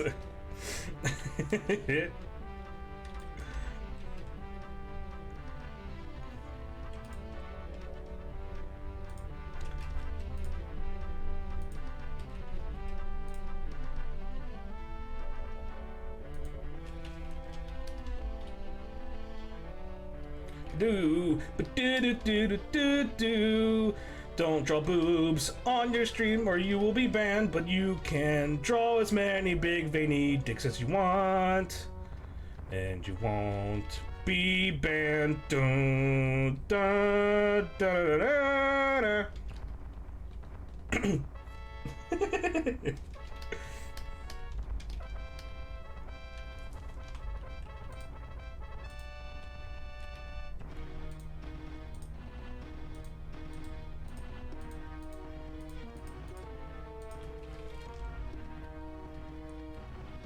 All streams lead back to Chuck. The Chuckster, as I affectionately call him.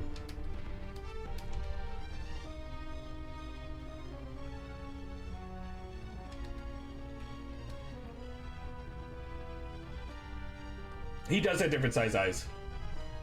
He's got like a little like periscoping eye, and then he's got like a bigger like sensor eye, I guess.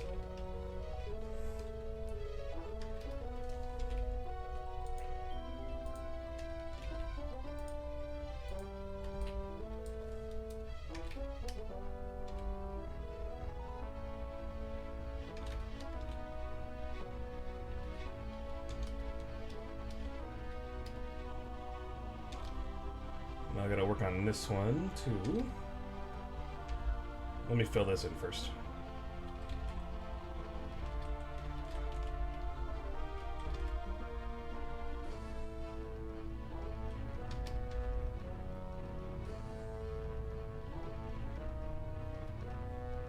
Ba, ba, da, ba, ba, ba, da. As I was saying in the earlier stream, I was having a discussion with my friend Ben, who will occasionally drop by on the stream. I was very, very impressed with. I'm very impressed with Fallen Order so far, especially with the kind of inspiration they took from other like really good games. Like I know that one of the biggest things that they took inspiration from was Dark Souls, in the way in which like enemies can respawn and stuff like that. And I find that like I'm a fan of Dark Souls, so obviously it's probably bias for me to say it, but like I actually think that it's a good, strong, trusted, and true game mechanic for that type of RPG. And I'm glad that there are games, not just like indie games, kind of just like being like, oh, it's just kind of like a Dark Souls type thing, but like just taking it and applying it to different IPs in a different way. And I think it's good. I think that I feel like when it comes to game design, there are definitely a lot of people that I feel like take on the air of like we have to make something 100% original, you know, and then the critics are like, well, this is not an original game concept, it sucks. And I'm like, but like you have such successful games, such good successful games that like utilize stuff from existing projects, things like I don't know, you got the like look at the what's it called, Shadow of Mordor. Like it's like Assassin's Creed. It takes a lot of inspiration from Assassin's Creed, and that game is fantastic. Like, like if there's a proven workable, a proven like good game mechanic, like use it, man.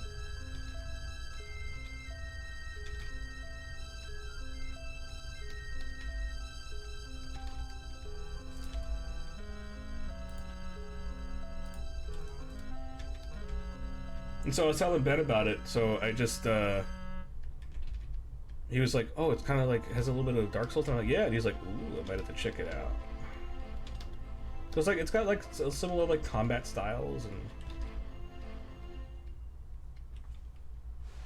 seriously, how many Metroid clones have there been? Exactly. I will say one thing though, that I think it's a little disingenuous to. I know that there's always like a lot, and I know what you mean, Trogdor, but I'm talking about like general like opinions about the matter. Is that I sometimes feel it's a little disingenuous to call things clones, unless they're like blatant like clones. Because like I don't know, I wouldn't call like Blasphemous a Metroid clone. It's a Metroidvania style game, but it's not a clone of a Metroid game. I think you hate the term Metroidvania, so you don't use it. I mean, I kind of grew up in that era of like a lot of DS games utilize the Metroidvania style, and like I love like Order of Ecclesia and stuff like that. I think it's an apt description of the format of that game. I wish that there may be like a different word or terminology for it. I can understand, like, I don't want, because at some point, like, Dark Souls style games are going to transcend past Dark Souls. Like people don't call the umpteen billion platformers Mario games. They call them platformers, right? So like I feel like there needs to be like a distinction for that type of game rather than just be, oh, it's like a Dark Souls. Like, you know what I mean? But like, what would you call it, I guess?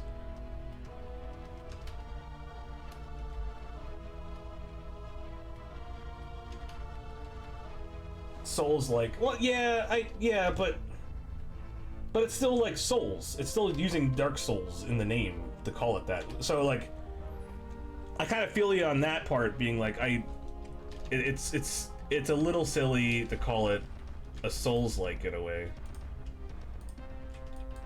Like, you don't call platformers Mario-likes.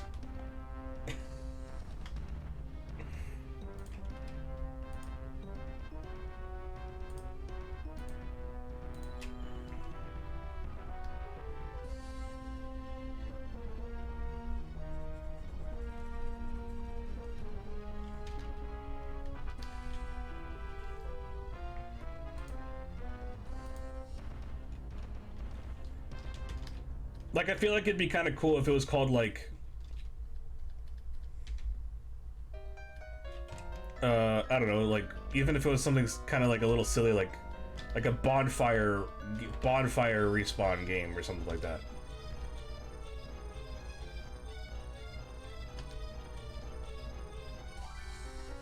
Action bonfire game. That's what I would call it. That's my term for it. Yeah, all platforms we don't. Yeah, because you could just call it like that, and like I get why they call them. I get why people will say Souls-like. It's fine. It's an apt description. I'm not complaining that you're describing it poorly. You're describing it perfectly. But I think that there could be something that would help to kind of better explain the branching out of people utilizing those ideas rather than just constantly calling back to Dark Souls. Because I feel like Dark Souls wasn't even like the first one to utilize that type of system, right? Or was it? Am I wrong about that?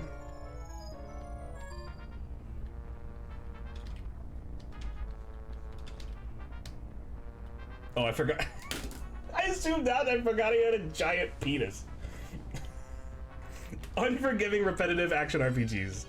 Hey, it's not repetitive. Don't knock it for being repetitive. Every time you die, it's a different experience.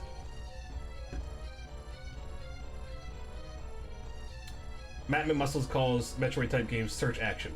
I've actually heard him use that term before, and I actually really like that a lot. I like search action. I think that's because you could combine it, like, you know how like you combine like action RPG, you know, like, or character action game or something like that. Like, you could combine it with other things. Like, it's like the German language. Like, you know how you combine different parts of words to make a new word. You could say like search action RPG, search action adventure, like hyper difficult search action platformer. Like, you can put emphases. You can put emphases on different parts of what like defines that game. Yeah, a slash roll, slash roll dodge. This is a dodge roll type game.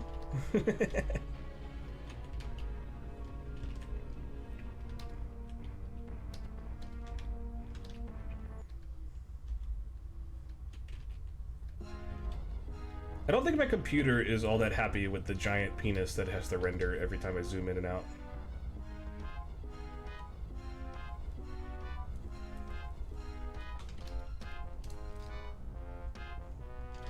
Always call it an action adventure. Well, yeah, because it is an action adventure. But it just has a very unique level system that other action adventures normally wouldn't have, because they would usually just have like levels, I guess.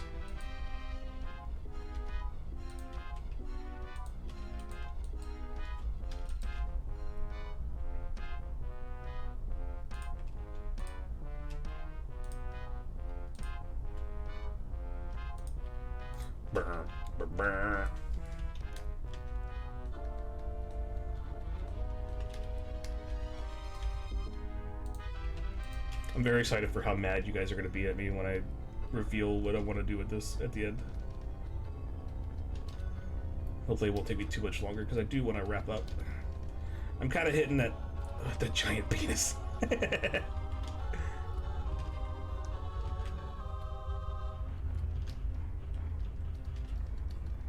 It kind of scared me a little bit.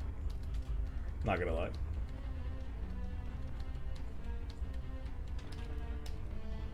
And don't worry, it's not gonna. I'm not gonna add like a little tiny top hat to the penis. I mean, wait.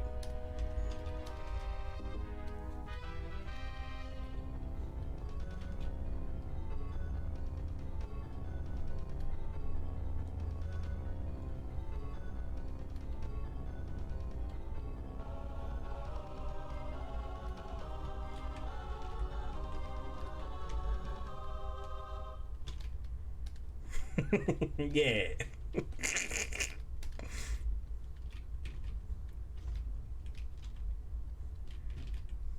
Don't hate, appreciate.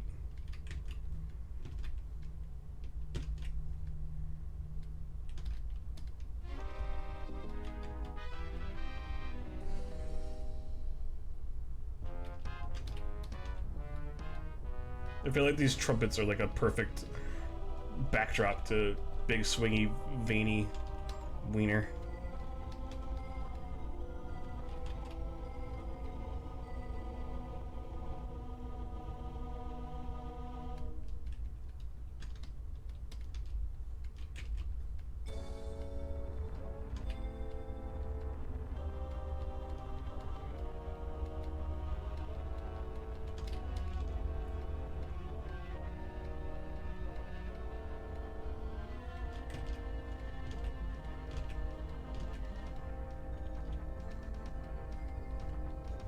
Come on, get the curve of the leg right. I gotta get this thick boy going.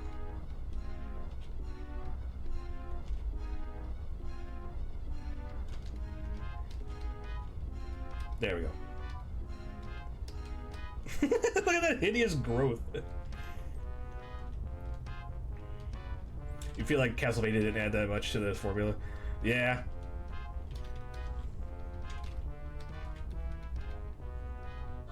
Yeah, Castlevania was just like, we're gonna take this idea.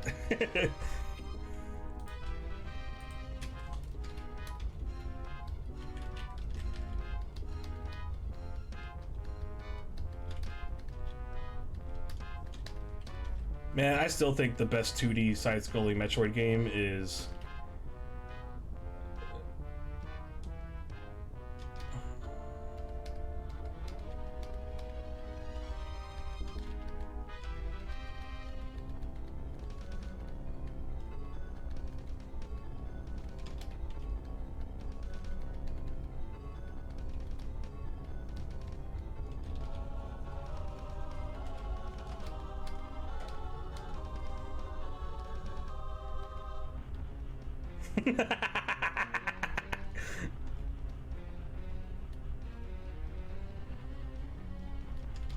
Force lightning.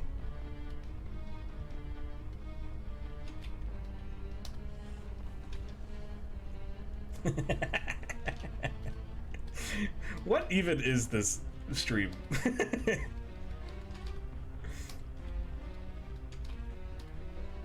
Unlimited power.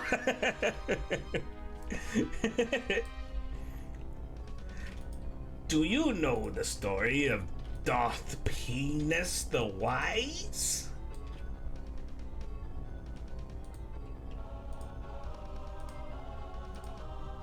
Do you know the story of Darth Flaccid the Wise? Meet my new apprentice, Darth Donger.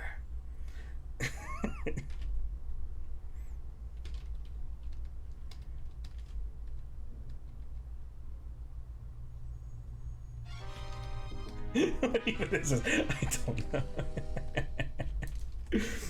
I can't wait for Cinnamon to go back and watch this. He's gonna be so happy.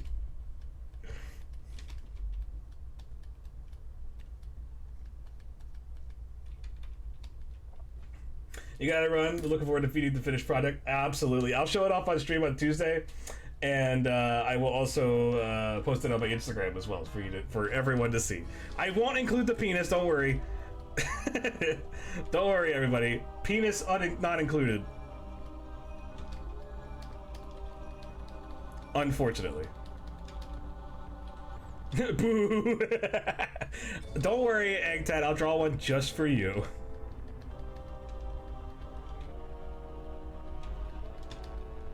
I'll draw a special one for you.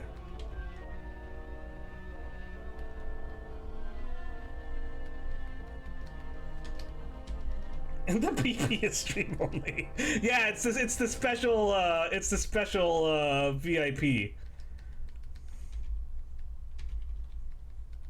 VIP content right here.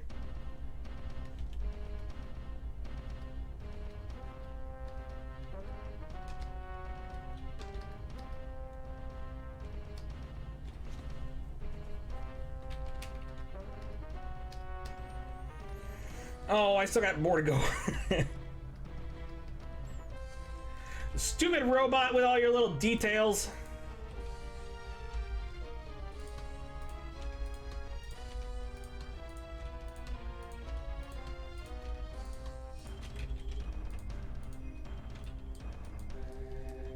This VIP stands for very important penis. Very inappropriate penis.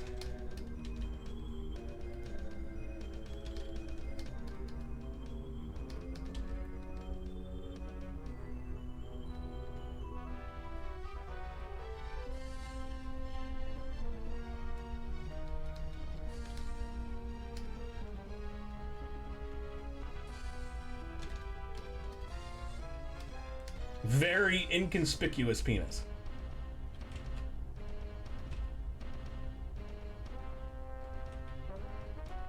Obviously. Obviously inconspicuous.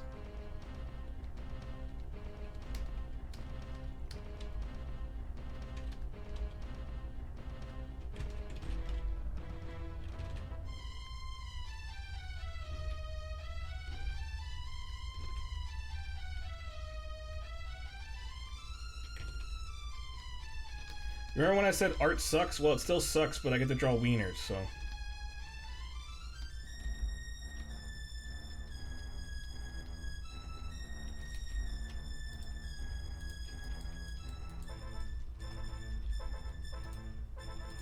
So there's that.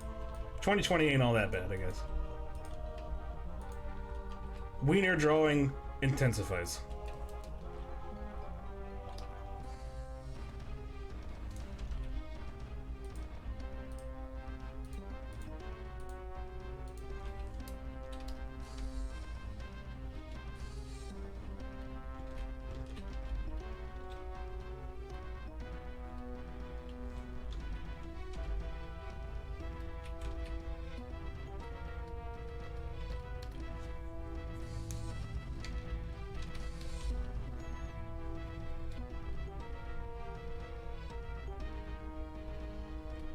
Done.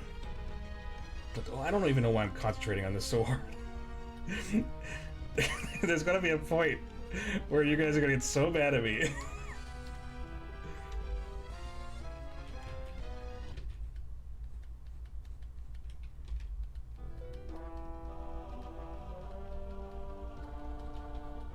It's like whenever my friend Ben watches me draw, he's like, "Why did you do that after all that work?" Like, shut up. Can't tell me how to draw wieners. You're already mad. You're just seeing how mad you can get. Hell yeah. That's what I like to hear.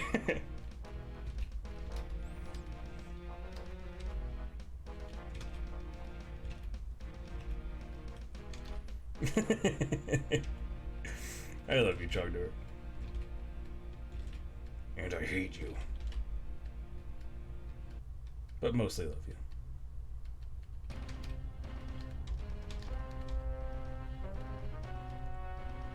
Oh, so when I was working, speaking of like space things, I recently started watching Deep Space Nine for the first time. And it is cool. That first episode for Deep Space Nine is freaking great. So much better than the freaking pilot for the first couple episodes for Next Generation. Next Generation's first few episodes with Q were so weird and goofy. It's so interesting that that's what they started with, you know, for the first episodes for Next Generation.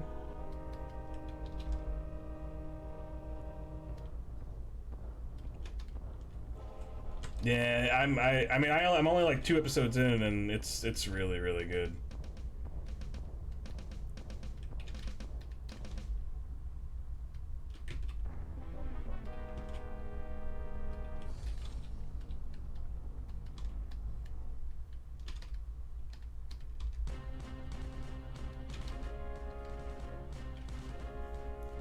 I feel like they had so many kinks to work out with the first season. Oh my god, yeah. I gotta be honest, I don't enjoy watching the first season of TNG. I find it really not good. Like, it's enjoyable, like I'll watch it, but like I'd rather watch anything past seasons 2. Seasons 1 and 2.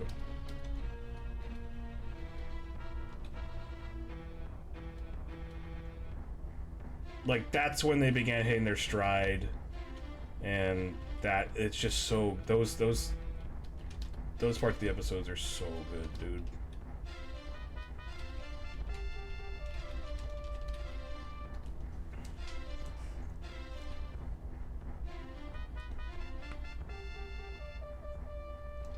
But DS9, they had a formula, a good one. I mean, I like that they just had. I like the idea of just like, we had a formula.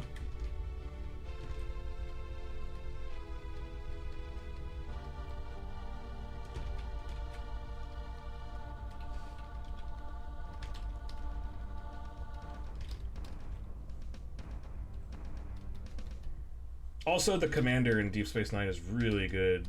Like, he's a really good character.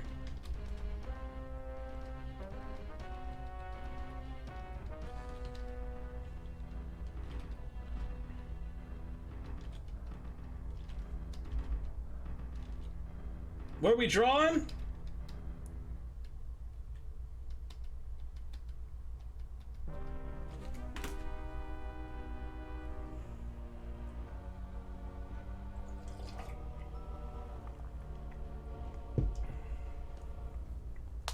That's what we're drawing, Darth.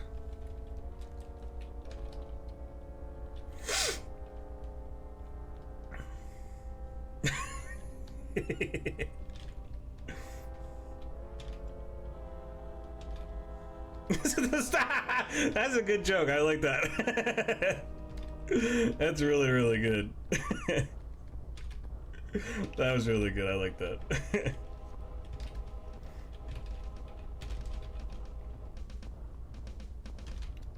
But yeah, you're kind of close on that. Seen a lot of peens today. Have you seen the one with the glitch where the guy's wiener's just hanging out constantly no matter what pants he puts on?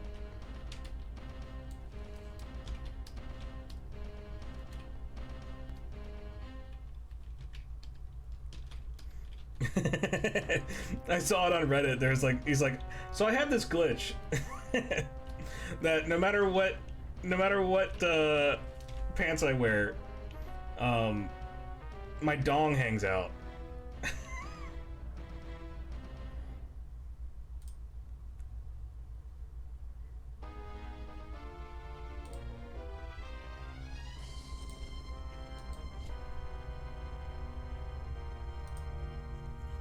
Did you see the clip of XQC paying for sex? I did not.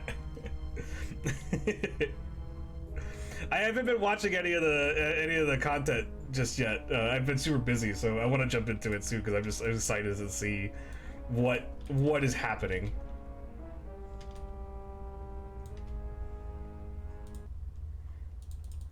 I'm just so excited to see what's happening.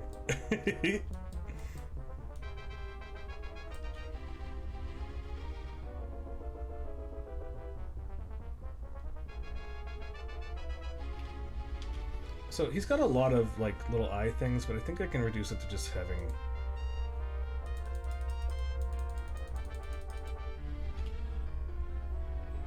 Yeah, that'll be just fine.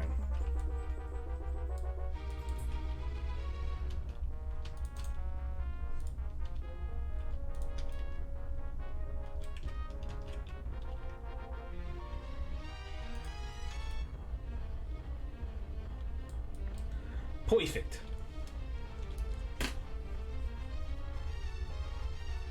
Sometimes it's specific pants, and sometimes it's all pants. So long pants, long pants, long pants, long pants.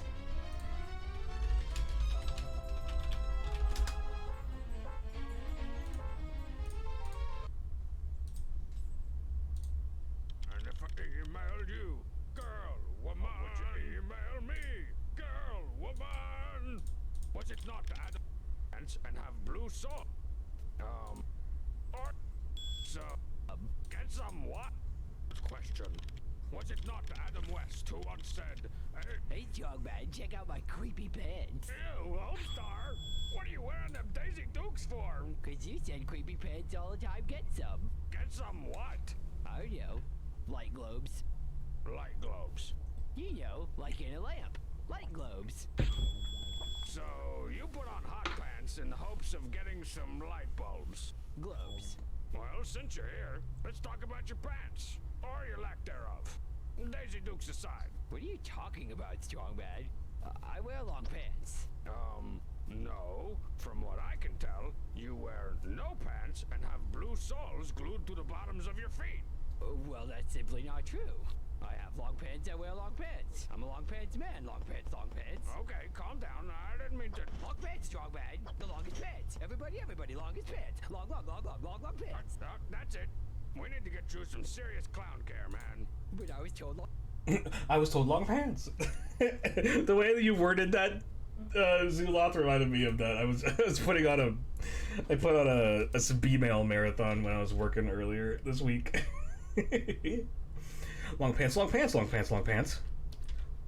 Long pants. Specific pants all the time, get some.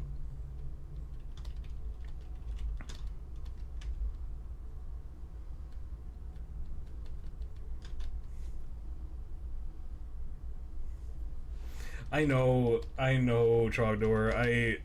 So they have all the Speedmail episodes on Homestar Runner's YouTube, and I just put it on and watched. I watched them all. It was delightful.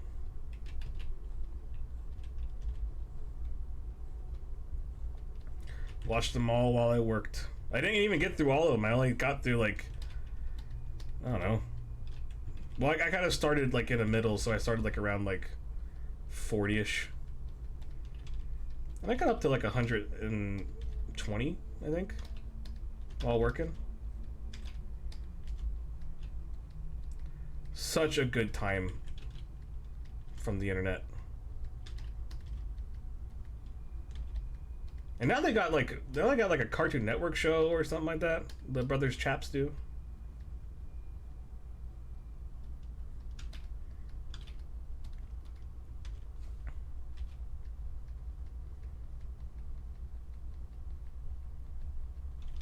I honestly don't even know how did they even make money from that stuff besides like merchandise?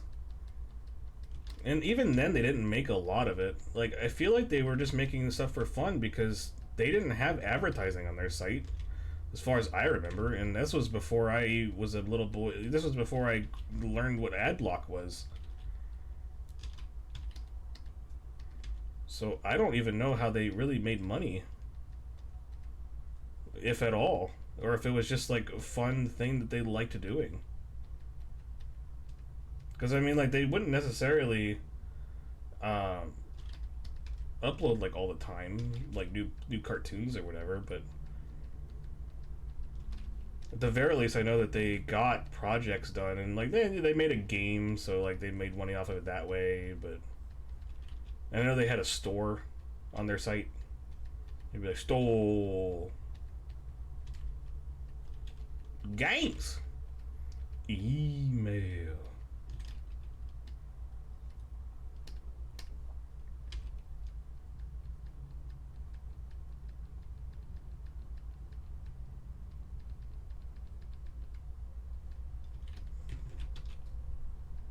Sorry, I'm being perfectionist. I got no time for that.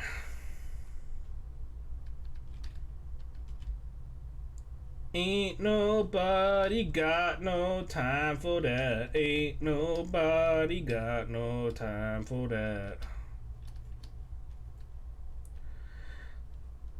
Well, the head's done. And I'm not talking about that. I think it was merch. They sold a lot of it. They stopped because they started. Yeah, I remember them starting to have kids.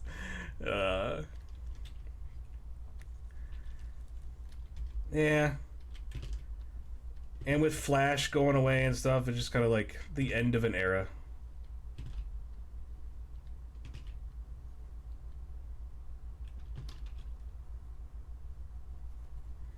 And a dang good era it was.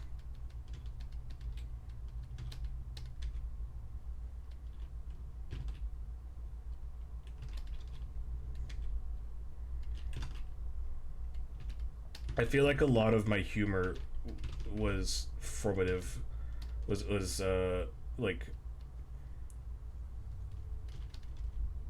I take a lot of inspiration from those guys for their humor.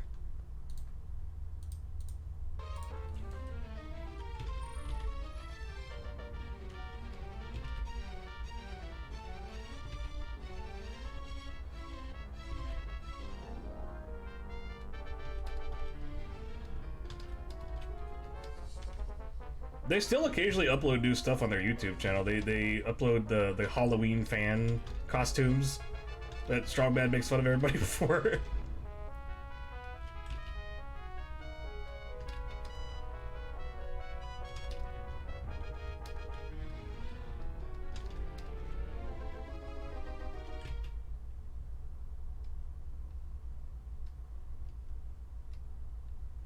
And they'll upload specials too. Like, I think like they uploaded the Halloween one recently for this year. But they don't really do much anymore. I think that they have like a show, like they have like a syndicated show that they work on now. I just don't remember which one.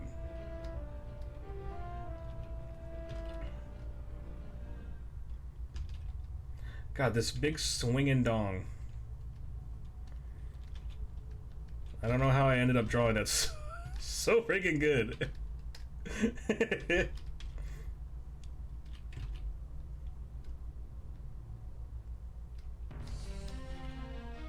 Contrary to popular belief, I don't draw dongers very often.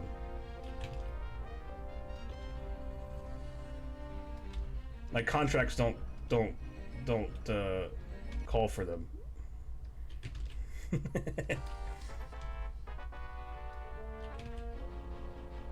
Although I never asked.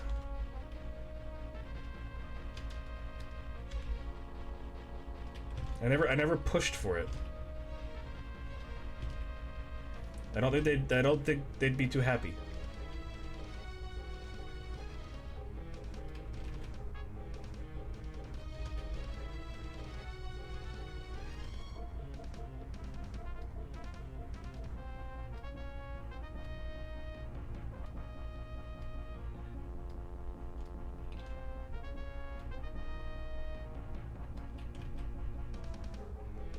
Come on, get the, yeah, good.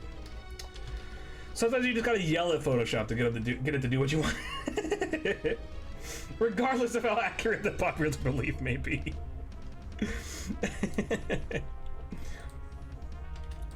Alright, I think it's time to remove. It's time to remove a boy.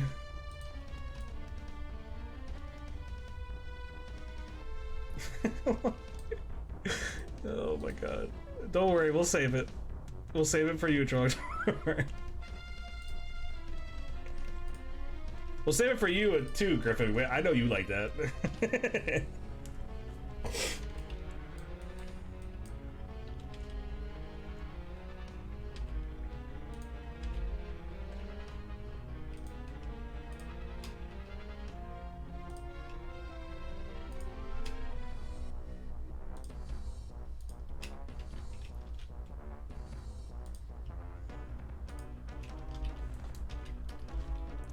Alright, now I can drop this back down to 12 so I can have a little bit easier time shading.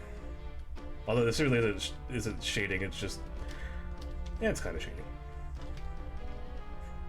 You butcher! He had no right to take that! You guys came for the body harm, didn't you? The Pain Olympics? That's what you were here for all along. On today's Lunchtime Let's Draw, robot castration.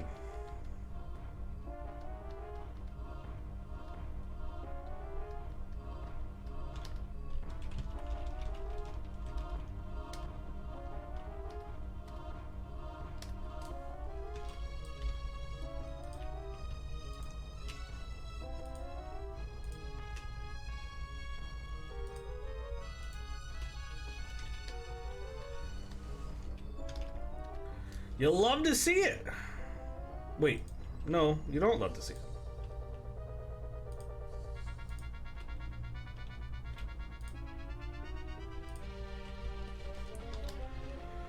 Oh, look at these feet. I don't want to do a whole lot of detail on these things.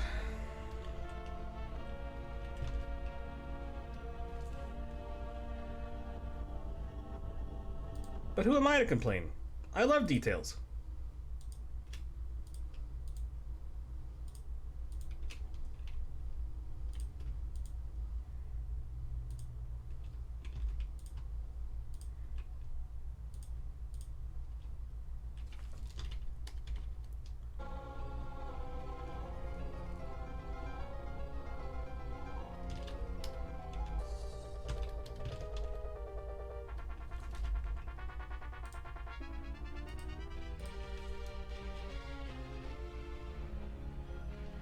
Good, good, good. Do it. Do it.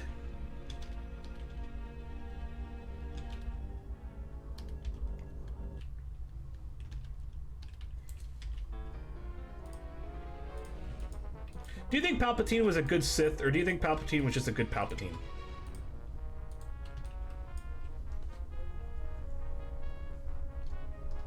I feel like he didn't really do a whole lot to kind of extend the Sith faith.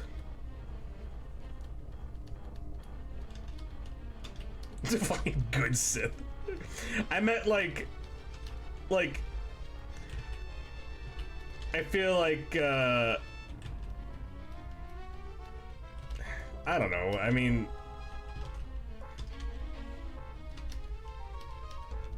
I kind of felt like Bane was a bad Sith, and in many ways I feel like establishing the rule of two was selfish. Like, if you're gonna talk about, you know, prolonging your cult faith of the Force, rule of two is not really how it works.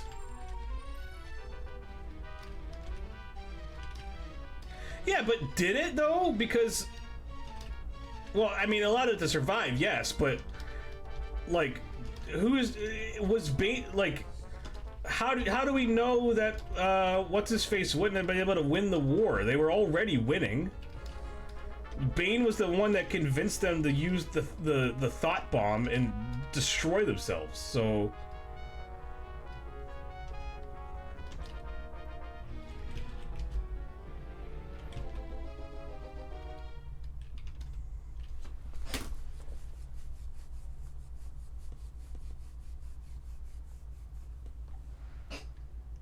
that's what I mean. It's like you have Bane like establishing the rule of two because he was like, but I don't like the way that they're doing this. I don't like it. And then he's the one that destroys the Sith. Like the Jedi didn't destroy the Sith.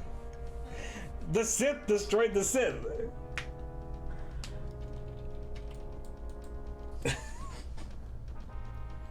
That's what I mean.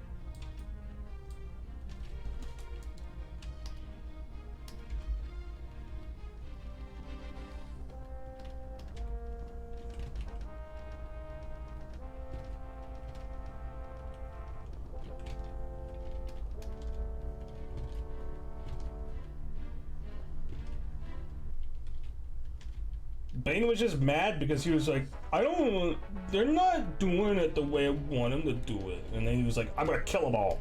It's like, great, good job, Bane. You just...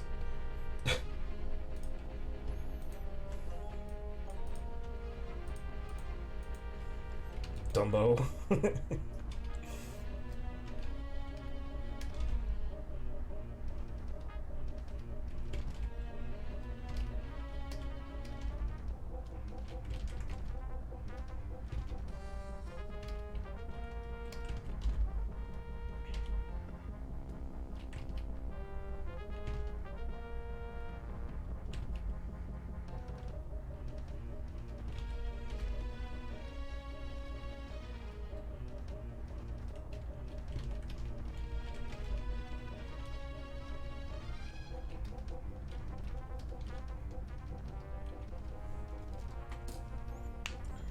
I think it was more about keeping the most powerful in a position near unquestioned authority.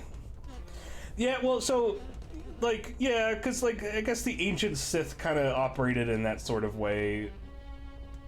And I mean, I understand Darth Bane's motivation for wanting to get the Sith back away from ideals that seemed to come from the ways in which the Jedi had organized themselves. But you didn't have to go and kill everyone to do it. You kind of reduced your pool of potential followers. So you say he was an effective Sith Lord, but good? Probably not. Yeah, he was effective. He was definitely effective, that's for sure. Whether or not he did good for the Sith, like, I don't know. Like, could the Sith have been better off without him?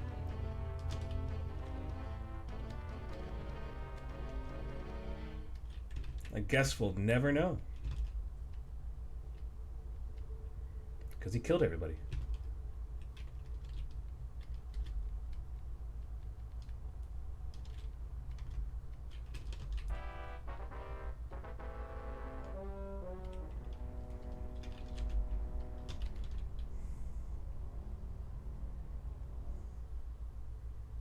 Actually, he removed all the obstacles for reviving the Sith. He still fucked it up.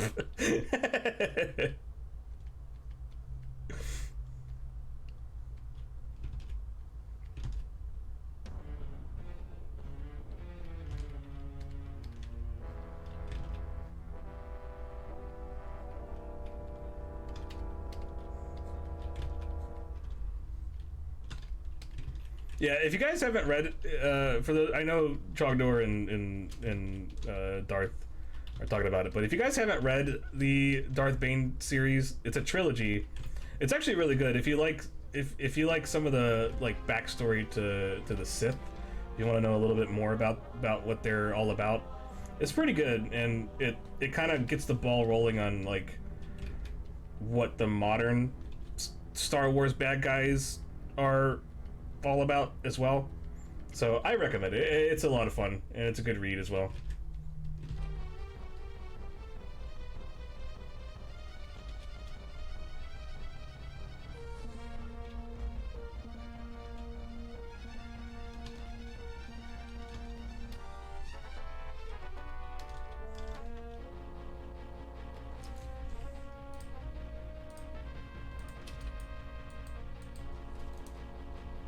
You disagree? Disagree that it's good, or disagree what? What do you disagree with?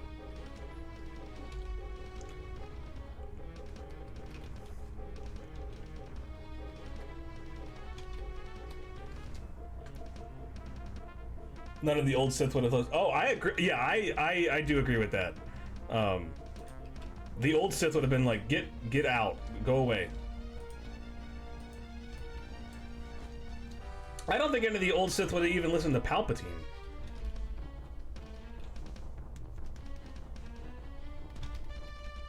Because I honestly don't think Palpatine was ever interested in, like, he was just interested in using the teachings of the Sith for his own gain, so.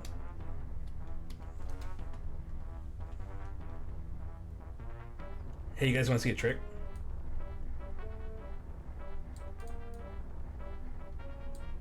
This is a neat trick.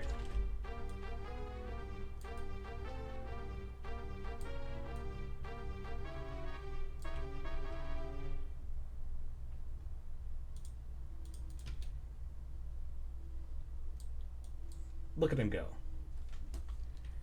He did it. Hacksaws!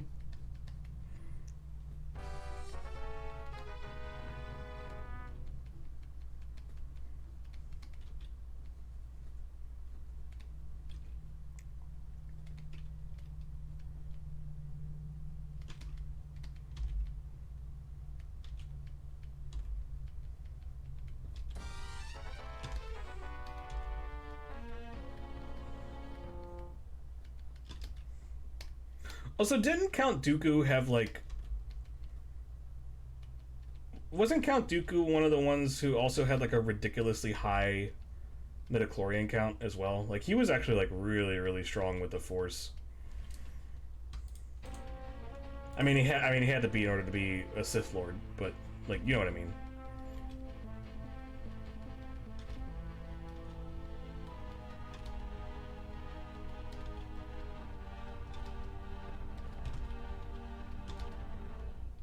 Was Anakin's higher than Bane's?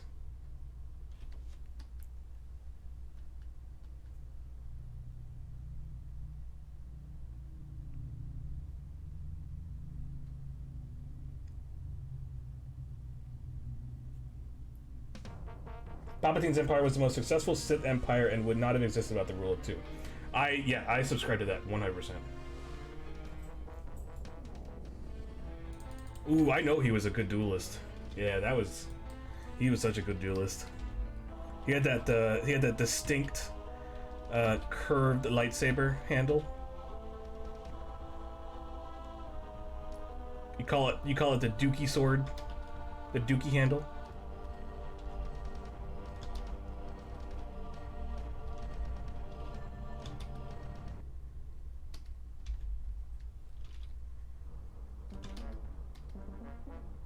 You're like, no one calls it that.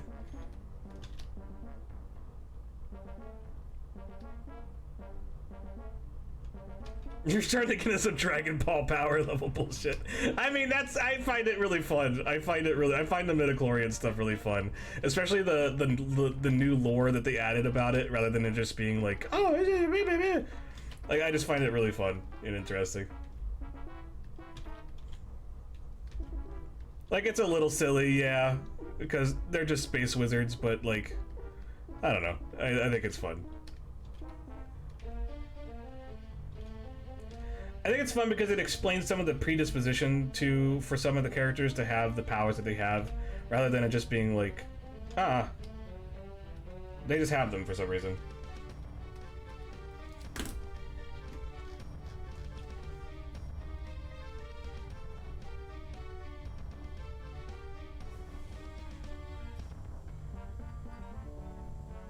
Yeah, I know pre-Vader suit Anakin was super... I love the idea that his midichlorian counts drop because he loses body parts.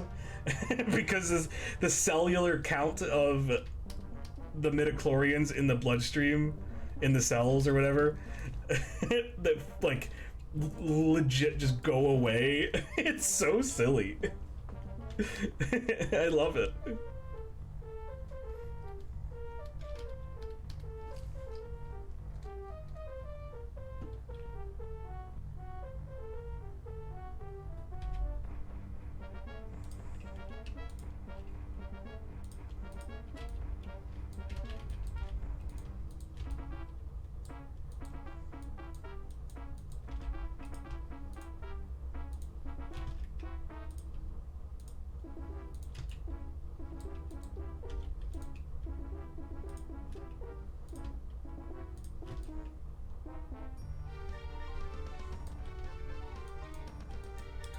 All right, there's a little boy. Let me. I need to add just a little.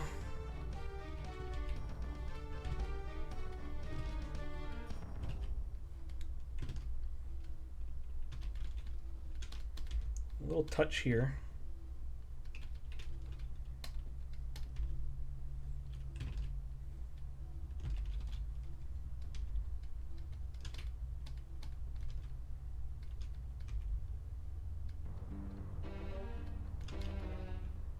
Cool, cool, cool.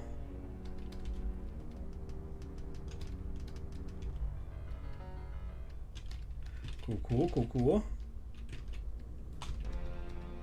Where's it? Yeah, I'm getting it. I'm getting to it. I'm getting into it. 1 second. I need to just fix this real quick.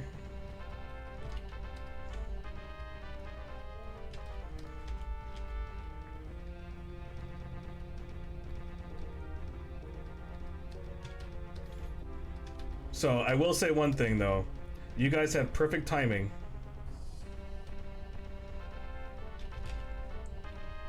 And obviously thanks to my expert ability to steer the discussion the way that I want to for this to have worked properly.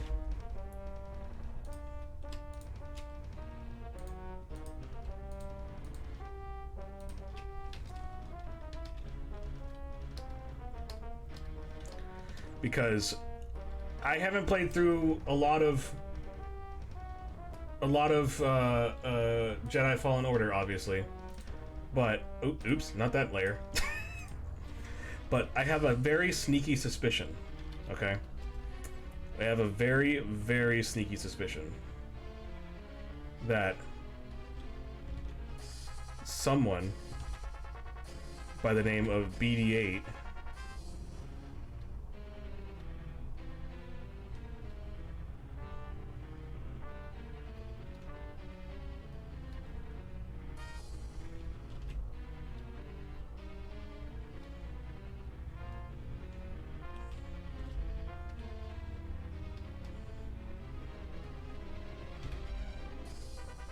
maybe letting on, or maybe not letting on to his truest form.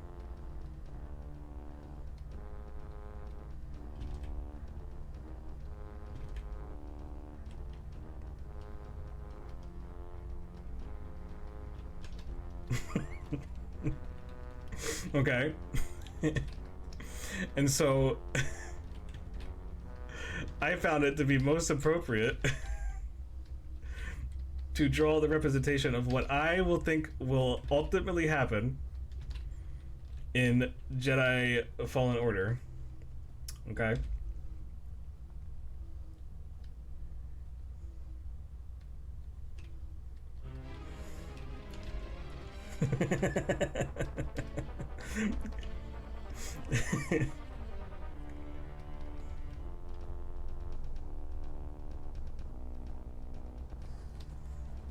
Like I said, it's very appropriate for you guys to have been talking about Sith for so long, and I'm glad that I was able to steer the direction of that conversation because it lines up perfectly.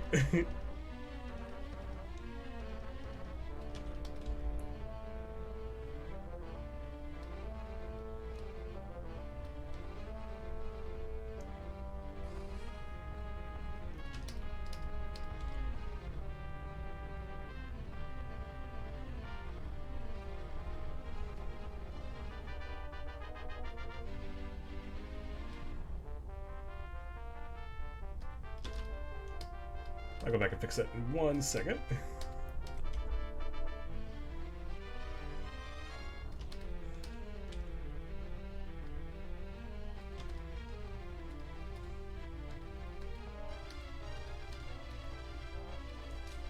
Don't worry, I'm going to do a little something just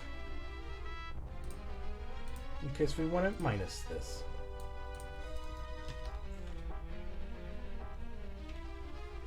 Like I said, you guys are going to be so mad at me because I tend to do poor planning in terms of what I want to do idea-wise, and so I end up like just drawing one whole one and then erasing.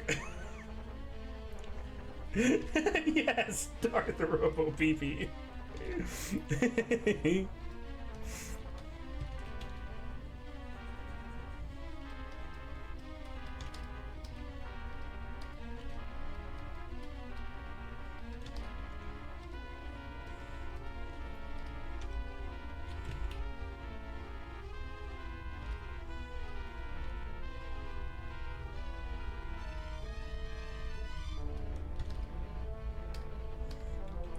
Who's hiding amongst the heroes?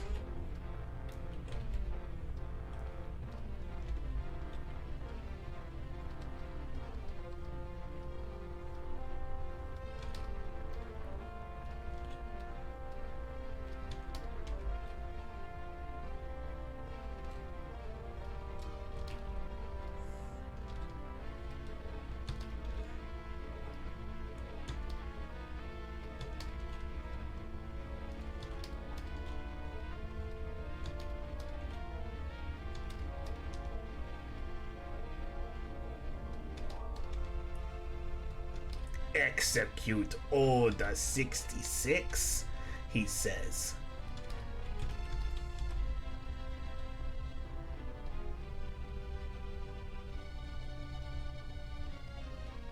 I'm so quiet because I'm so satisfied with how this turned out.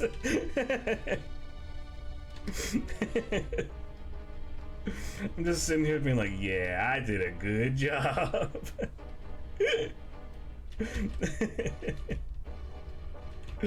Oh my god.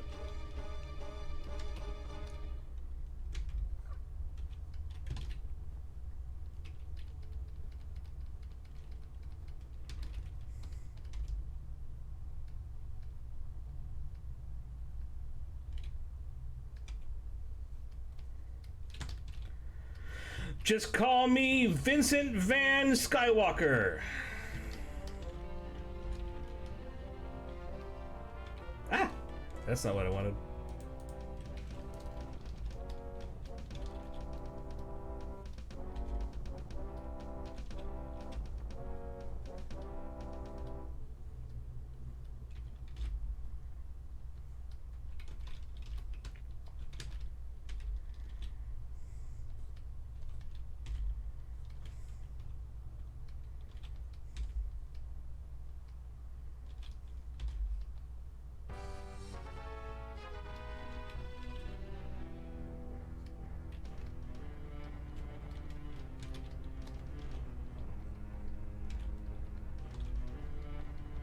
See, you guys don't have to be satisfied with my work because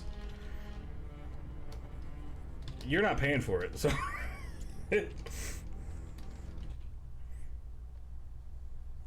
your opinions don't actually matter. Even if you are my friends.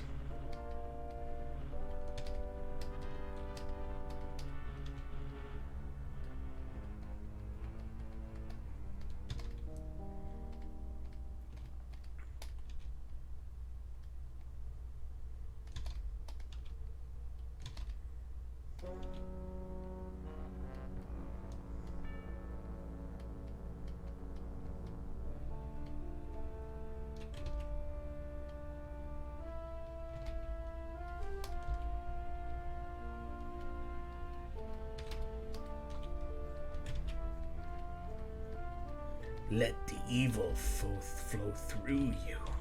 Yes, the anger. Feel it.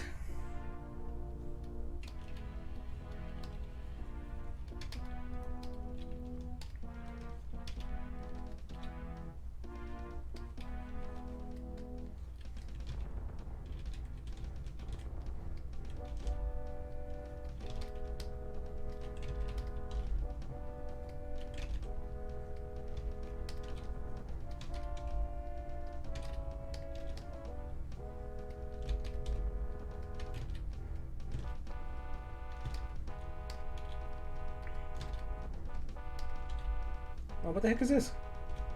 What's this little thing right here?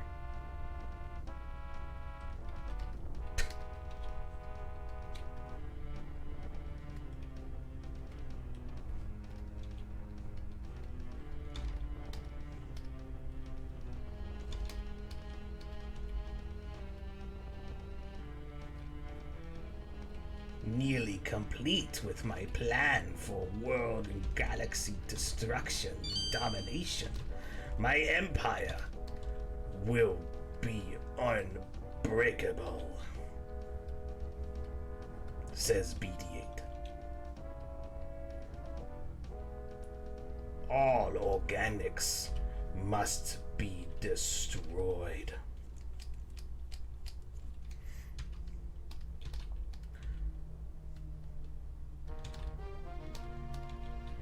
So kind of like that, story from Star Wars Legends with freaking IG-88. Kind of like that. What's this little bubble? I didn't make that bubble. Did the penis monster make that bubble?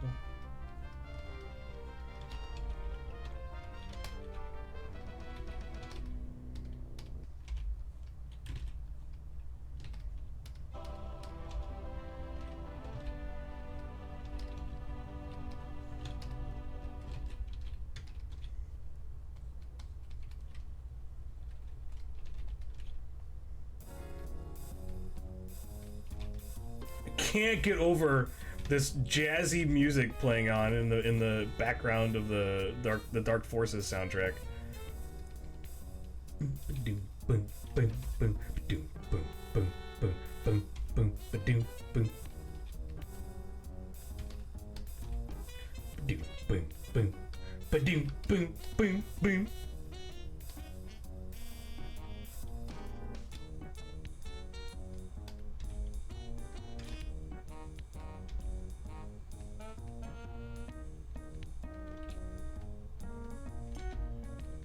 It's so funky.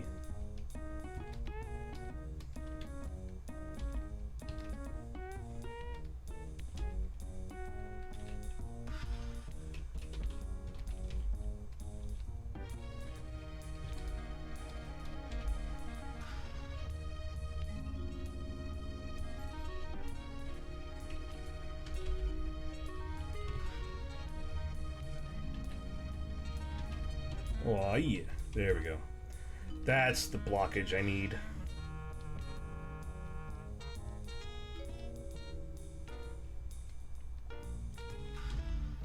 Maybe I shouldn't utter those words.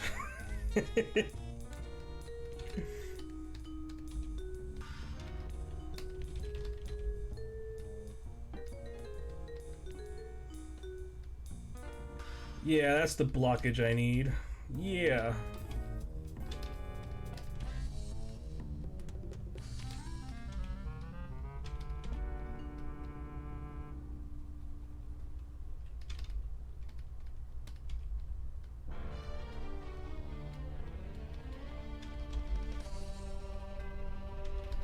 Yeah, and it goes from like this funky jazz to like, whoa.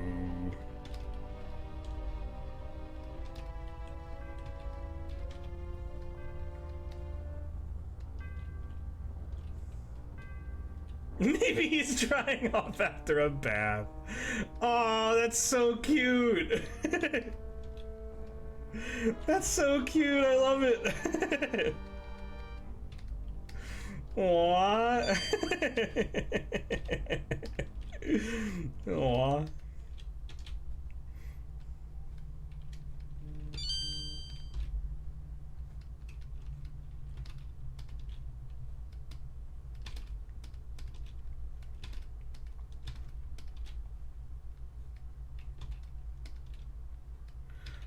Texting me and getting me all up in my business, huh?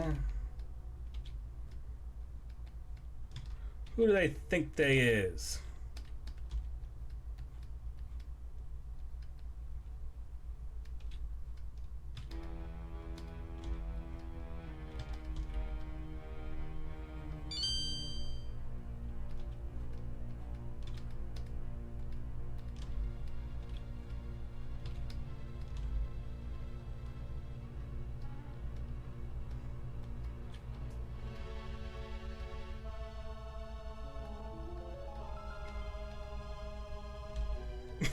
It's just you texting about the robot penis. Good.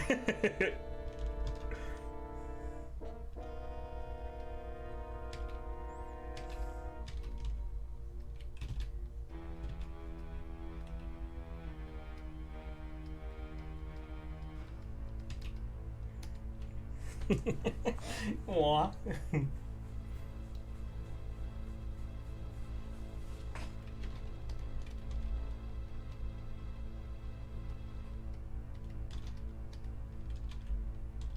Just don't tell my wife I drew a penis on stream, okay?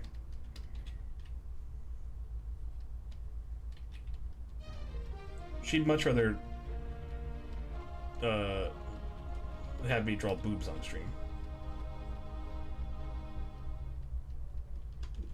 Because that would lead to me making more money. Eh?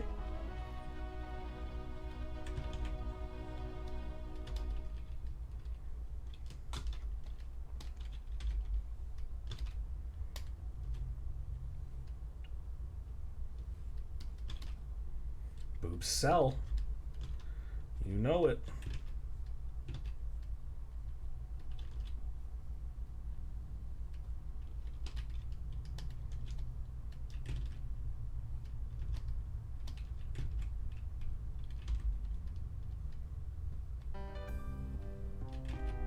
Yeah, this song. This song gets me every time. Boom ba doom doom doom ba doom boom ba doom boom boom ba doom noom noom noom.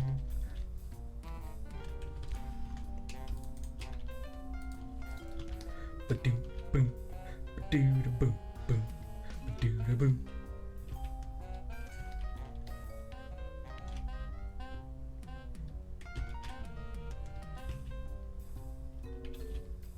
Where does this song even play in the game?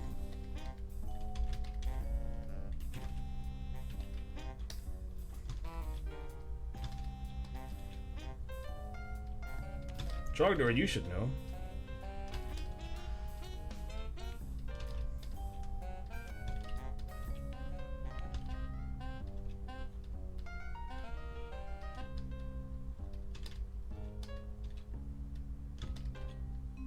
Jogdor knows everything.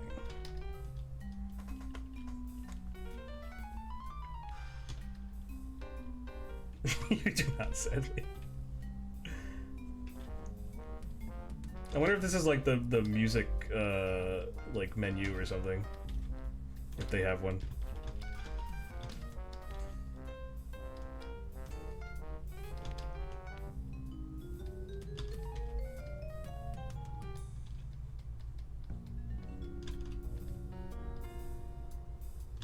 There are several tracks from today. Really?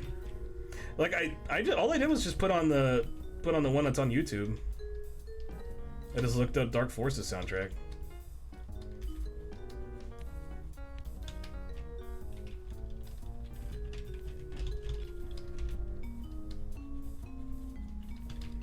interesting, to say the least.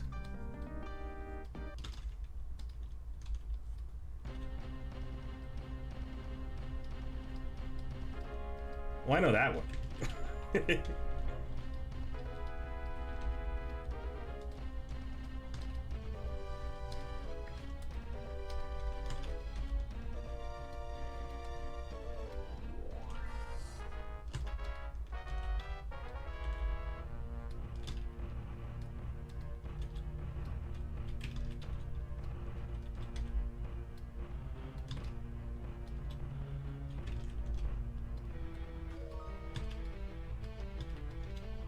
I recognize this one. This one sounds like it's from the mining level, I think.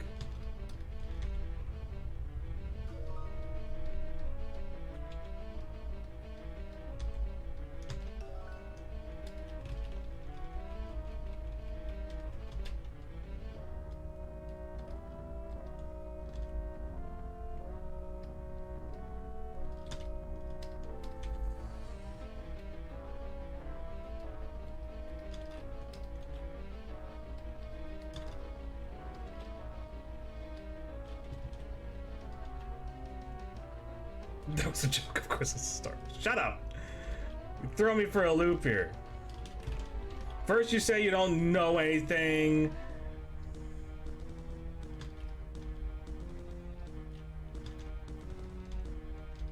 Well, I know, but this is like a it's a different, it's not just Star Wars music, it's the music for the level in the game.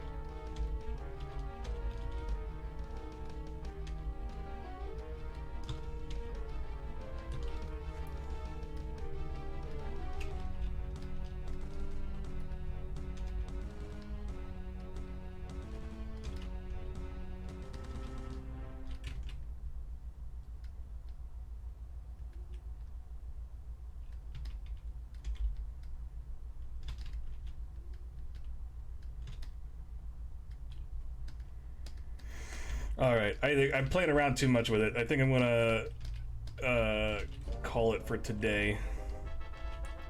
But there's one last little touch that I want to add.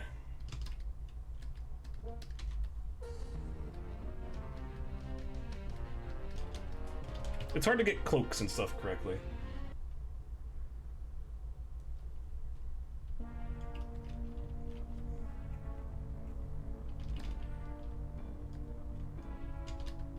How do I want... I'm just gonna keep playing with this. Okay. I'll fix it later. Anyway. Anyway, this is what I wanted to do.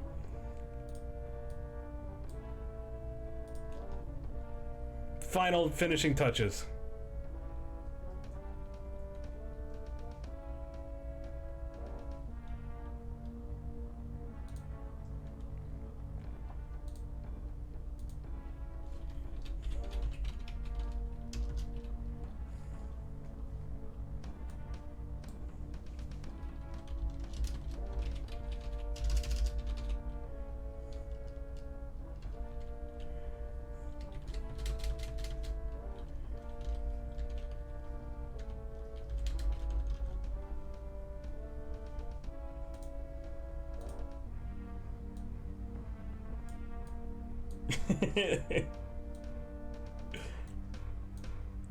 Done.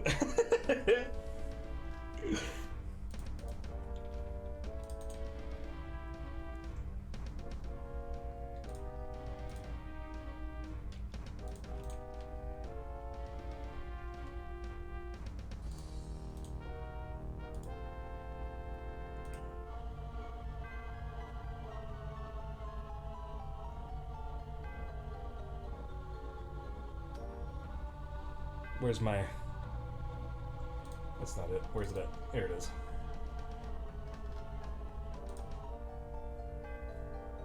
Good.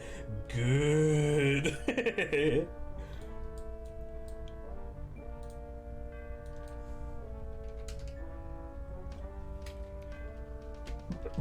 Oh, excuse me. Hang on, I want to do it backwards. Red's got to go in first.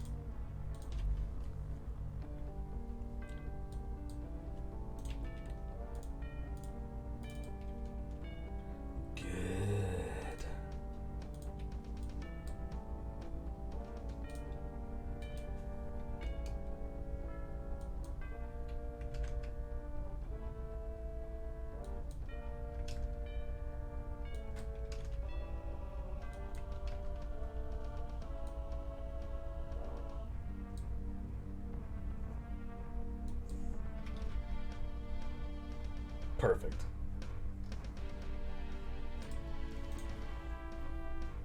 Then rasterize the style, and then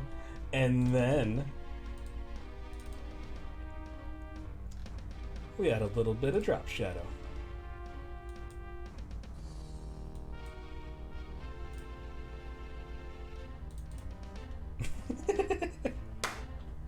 All right. Oh my god.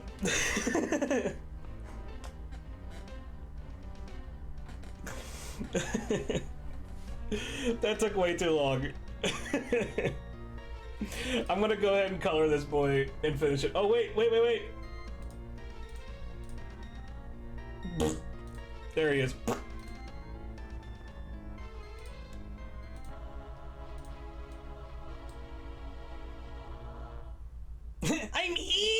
I'm evil, I say.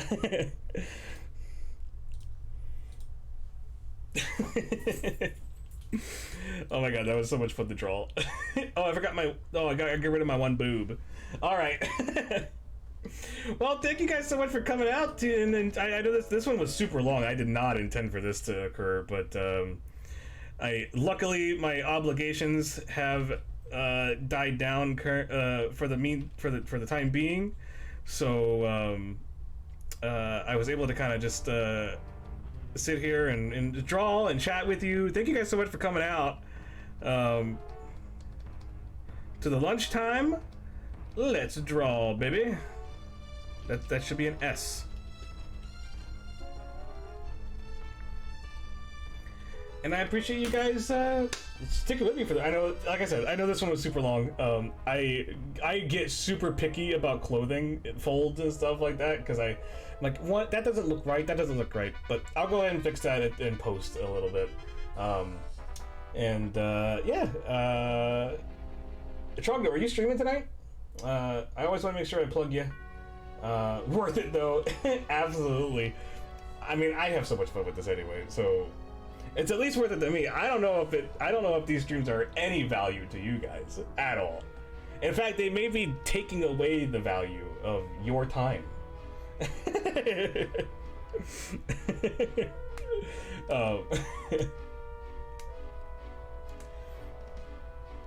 Got stuff to take care of around the house. Yeah, I got stuff I gotta do around the house too.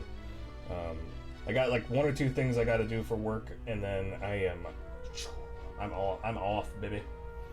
I'm off. But anyway, I hope you guys have a good rest of your Thursday afternoon and evening. Take it easy. Continue being safe. I know that you guys are always good and safe. Thank you guys so much for coming out. I will see you guys on Tuesday again with more Jedi Fallen Order, presumably, depending on whether or not. I don't know, this is my stream. You guys can't tell me what to do. Woo. Let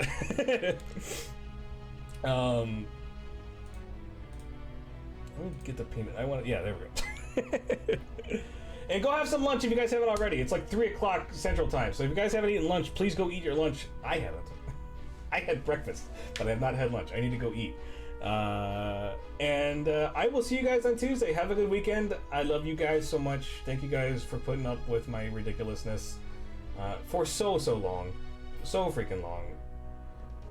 And you are obligated to continue doing so because that's the rule.